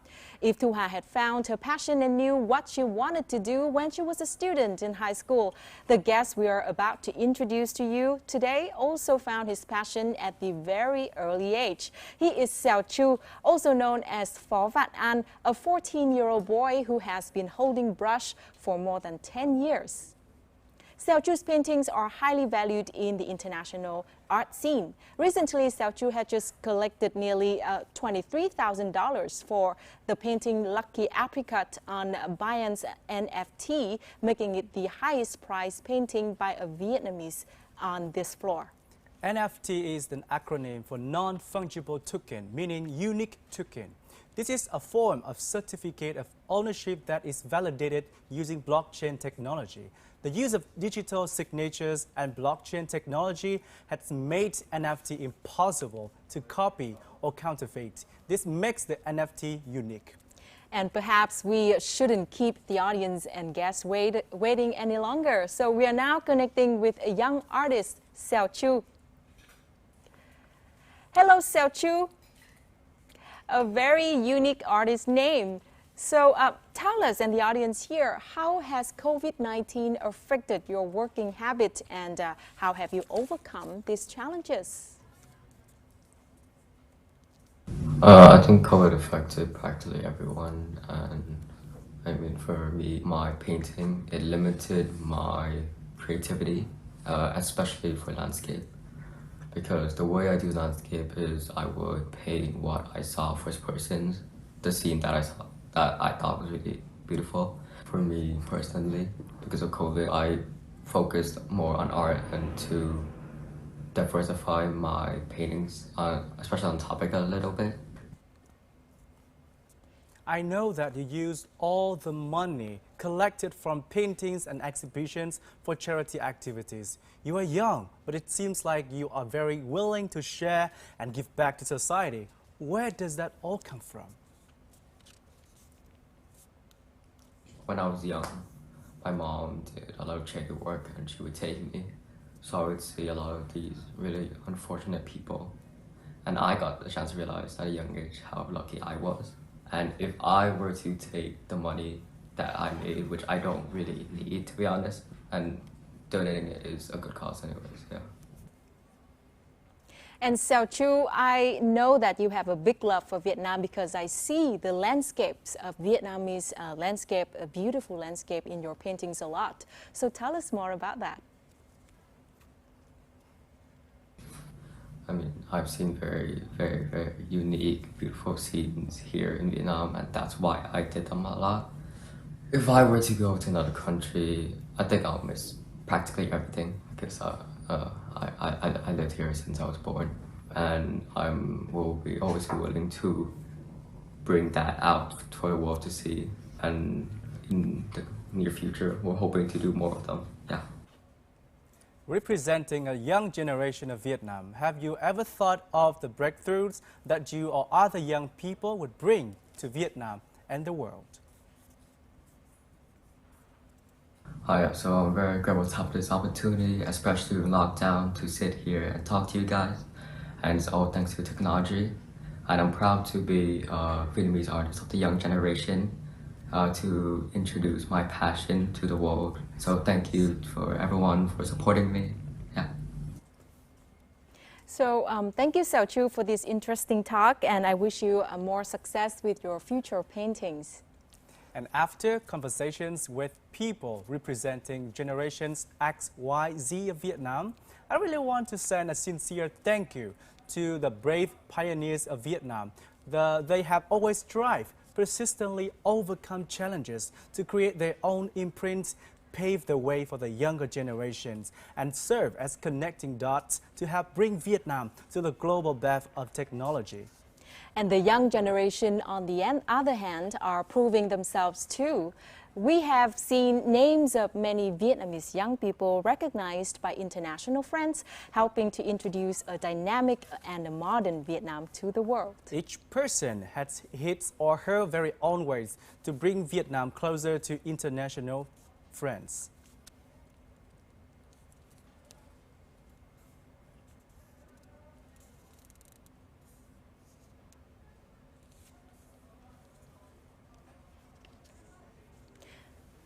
And this is also the end of, we are coming to the end of our program today. And we would like to say a big thank you to our our guests in Bern and Geneva who've been with us today for the past 3 hours. It's long, but there are still so many stories to tell. And we're so sorry for the restriction of time. And we wish that we could have another chance to sit down and share more. Thank you very much to all of you. And goodbye.